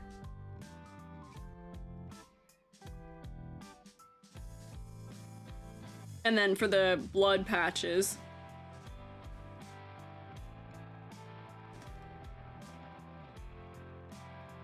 also, what is tomboy? How is lazy? That's also true. These are words that you do have to define for yourself, what they mean to you, where to me, to depict lazy in design, we want things to be baggy or sort of have this like downward flow to them, because we tend to associate laziness with like lack of movement or moving slowly, and things feeling like they're weighed down adds to that, but that might not be what that is to you. Also, yeah, what is a tomboy? Is this something where you could draw reference from OG fashion? Because that's sort of classically tomboy in fashion to me. But do you mean androgynous outfit as opposed to tomboy? What does that mean? Are vampire leopards a real-world myth they base a concept on, or just a combination of concept? I don't know. We can Google vampire leopard. I know there's cloud leopards. That doesn't sound like something they'd really call a leopard. Apparently it's just a combo. Doesn't seem like it's a real thing in any capacity. Oh god, there's some really like 80% of this starts just like horrible AI nonsense. And just lips with the style of, with leopard patterns on them for some reason. I don't know. I know vampire deer is a thing. But they mean punk streetwear. That's also true. But, so, you, I think, need to define for yourself what it is you want from the design, but generally also, more layers, more accessories. I do enjoy that you've given yourself sectioned out toes, more or less, down here in your shoes also. We didn't really say anything about that. Go a step further and give yourself, like, actual, like, spikes down here, because I do repeat the spikes that are happening higher in your design, potentially. And I'm wondering about, for you, the thing I added to someone else with the long whiskers coming out of the hair might be interesting just as a silhouette thing. But as is, I feel like all of these suggestions will solve the other troubles we are having here, which is that the silhouette isn't very distinct, unfortunately, because all the clothing isn't super designed to you. I think it's the thing that you're feeling, where the colors and the clothing are missing something. And I think that that's also impacting your silhouette, where there's not a lot of stuff adding enough variety to the silhouette. We were adding more with earrings and little things that'll hang off of them, adding more to the bottoms of the shoes. Stuff like that will help with silhouette, potentially. I wonder why Pinterest isn't blocked by Moobot. On the nose. But a pink sweater that has bats on it. That might be a bit on the nose, you're right, but like if they like cute things secretly, that might be a cute shirt to wear under their black shirt. Here, I'll copy so you guys can see what we're looking at. There. That pattern shirt if they secretly like it. If you secretly like cute things, having a zip toggle that unzips it so that you can see this underneath might be kind of funny. Yeah, like a cute undershirt. One YouTube channel I really enjoy watching for Sudoku content, and they started using AI for their thumbnails? Why? What do you need AI for Sudoku? Why? I can't even fathom why that would be useful. I don't know. They like cute things. Or the bunny things, maybe think about that too. Yeah. We could, but the bunny might be confusing to add as like another animal motif. I wonder if for depicting that you like cute things, it might be better to have something else to point us in that direction about your design. Something other than the rabbit. Having something else that forms that like cute aesthetic where like, what other things fit the cute aesthetic? People like lollipops or candy. Yeah, like cute paw patterns. Other cute things that are associated with like cats and stuff like that. Or yeah, like sparkly stuff. I don't know, but having another animal might just make things a little bit confusing if we're going to have repetition from it. Yeah, hearts, flowers, stuff like that. Something that's not another animal, because then if we use like a flower or a heart or something like that, that adds another shape we can work into other parts of the design to some degree. Just put unrelated art in their thumbnails, like Art of Vtubers with shades to give it a smart vibe for difficult puzzle. Ah, I see. Rip. I mean, still frustrating. Can't send them in the Discord, gotta send them here. You're good, don't worry about it. You're good. I'm surprised that it's not blocking the Pinterest links, but honestly it is helpful that Moobot isn't grabbing them. You're good. But also the bandage. I'm wondering if you could get more repetition out of the bandage somewhere. I don't know. I'm gonna start grading though, because we are approaching 6 p.m. Man, I thought we could get through one more today. I was really locked in. I thought we could get to 6, but we made it to what? 1, 2, 3, 4, 5. Dang it. Dang it, I thought we'd make it to 6. How did I used to make it to 6? We were really locked in today, and I still didn't do better than normal. What happened? Color palette. Needs more interest. I've on that one for a while. Consequence of design with much room for improvement. I guess that's fair. Thought that was 6. I don't think it is. I think it's 5, unless I'm screwing up my counting. Color palette. It needs another color, I would say. There's no clarity issue with it, but I think you need another color in your palette so that you get out of that safe black, white, a color of metal. For silhouette, your silhouette is not very distinct right now, really at all, unfortunately, because it needs more. You just need to do more research into the clothing. Same deal here. Needs more. I feel like the concept angle, I am getting that you are the leopard, at least. But once you solve this, it's gonna solve these things much more sufficiently. Especially these two. It'll solve it as soon as we address the concept trouble.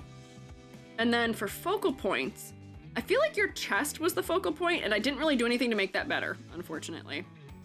Because that pink is so surrounded by the darkest color, which is black, and there's this really big blob of it. Your head might be more focal if we run a more neutral colored background. It was a little bit darker. The white is very bright, so it's not getting a lot of contrast. So I'm willing to give you the Benny D. Let's try. Let's just see. I stick you on a... There we go. more neutral background, or not more neutral, more mid-tone background, pardon. Does that make your head pop a lot more?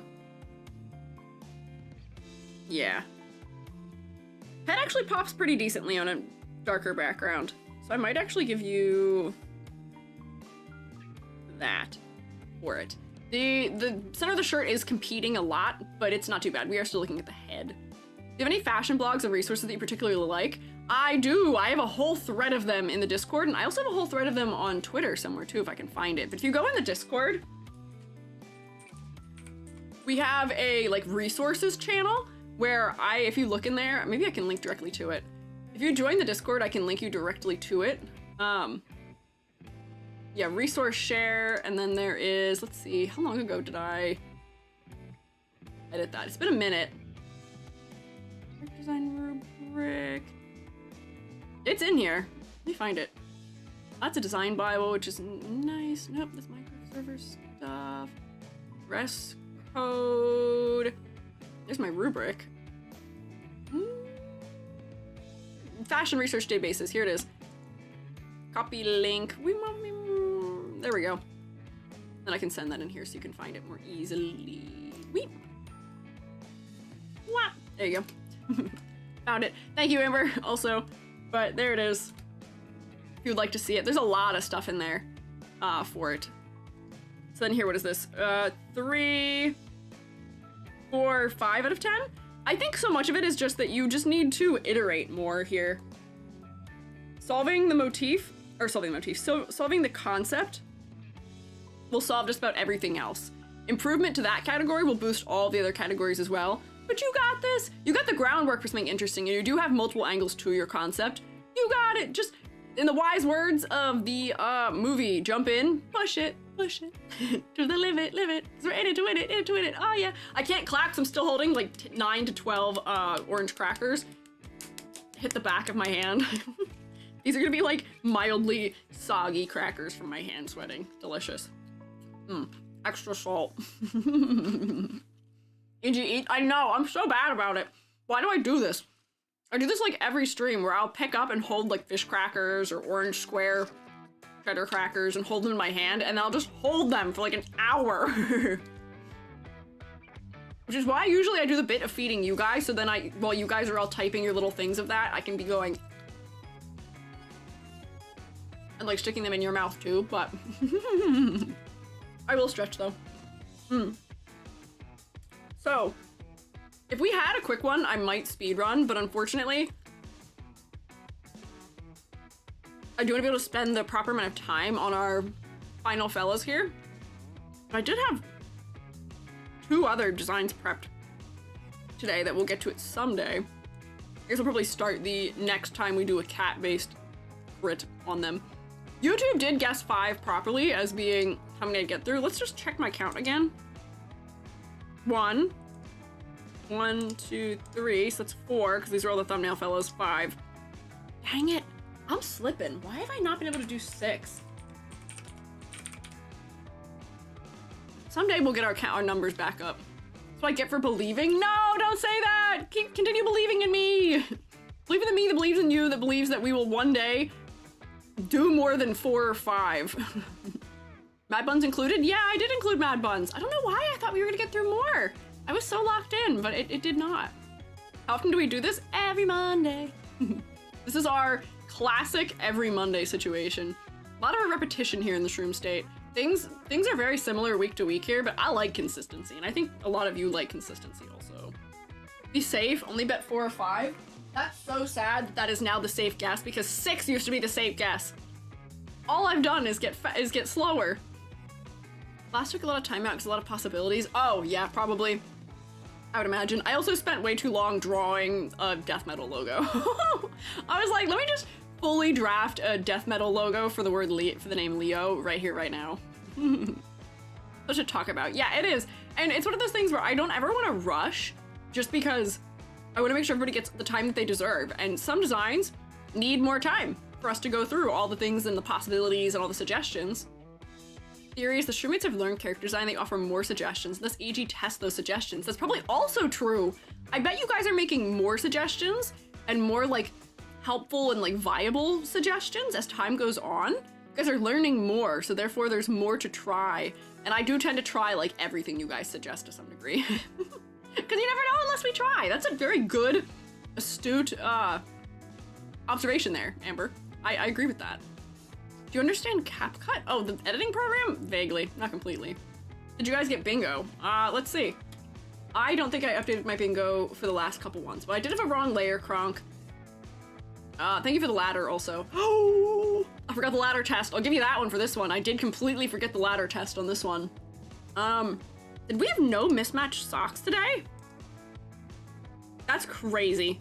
All of these socks match. How did that happen? I did change the eye color. Hey, don't bonk. Not necessary.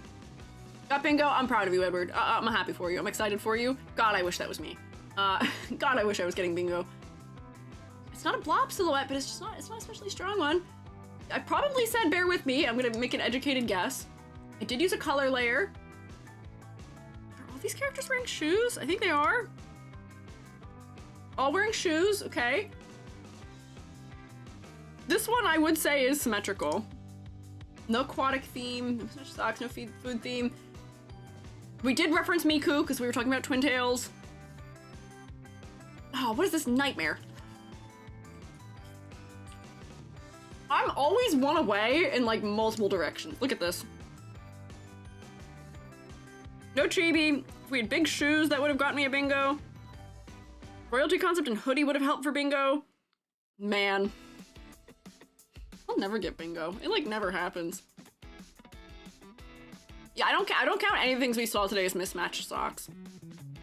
I think one wasn't wearing shoes. There's one that we didn't get to that wasn't wearing shoes. This is shoes. Oops, hang on. This was shoes. We just covered them. These are shoes. Those are shoes. These are shoes. In the ones we didn't get to today, the last one would have been not wearing shoes. And then I think, you know, we would have had a not wearing shoes and I would have won if only I was a little faster. No big hats. No. No uniform outfits either. No. Is a chibi in the vampire? That doesn't count. There was a wrong layer and giant sleeves. Yes, I would count that I did wrong. I even said the word. I said wrong layer, Kronk, when I did it. But yeah. Sadly, no EG bingo. What can you do? Dun dun dun. Wah wah wah. Dun dun dun dun. Dun dun dun dun. And the theory of, in the spirit of vampires. But I think that'll do it for me for today. I'm still holding like 9 crackers in my hand, but I will just eat those once I have gone. Once I've raided out. I'll eat them while we say hi, wherever we end up raiding. I like made a concerted effort to solve the problem. And I didn't. I have gotten bingo once. I've gotten bingo once. I got it during one of the charity streams, but that was the only time I ever got bingo.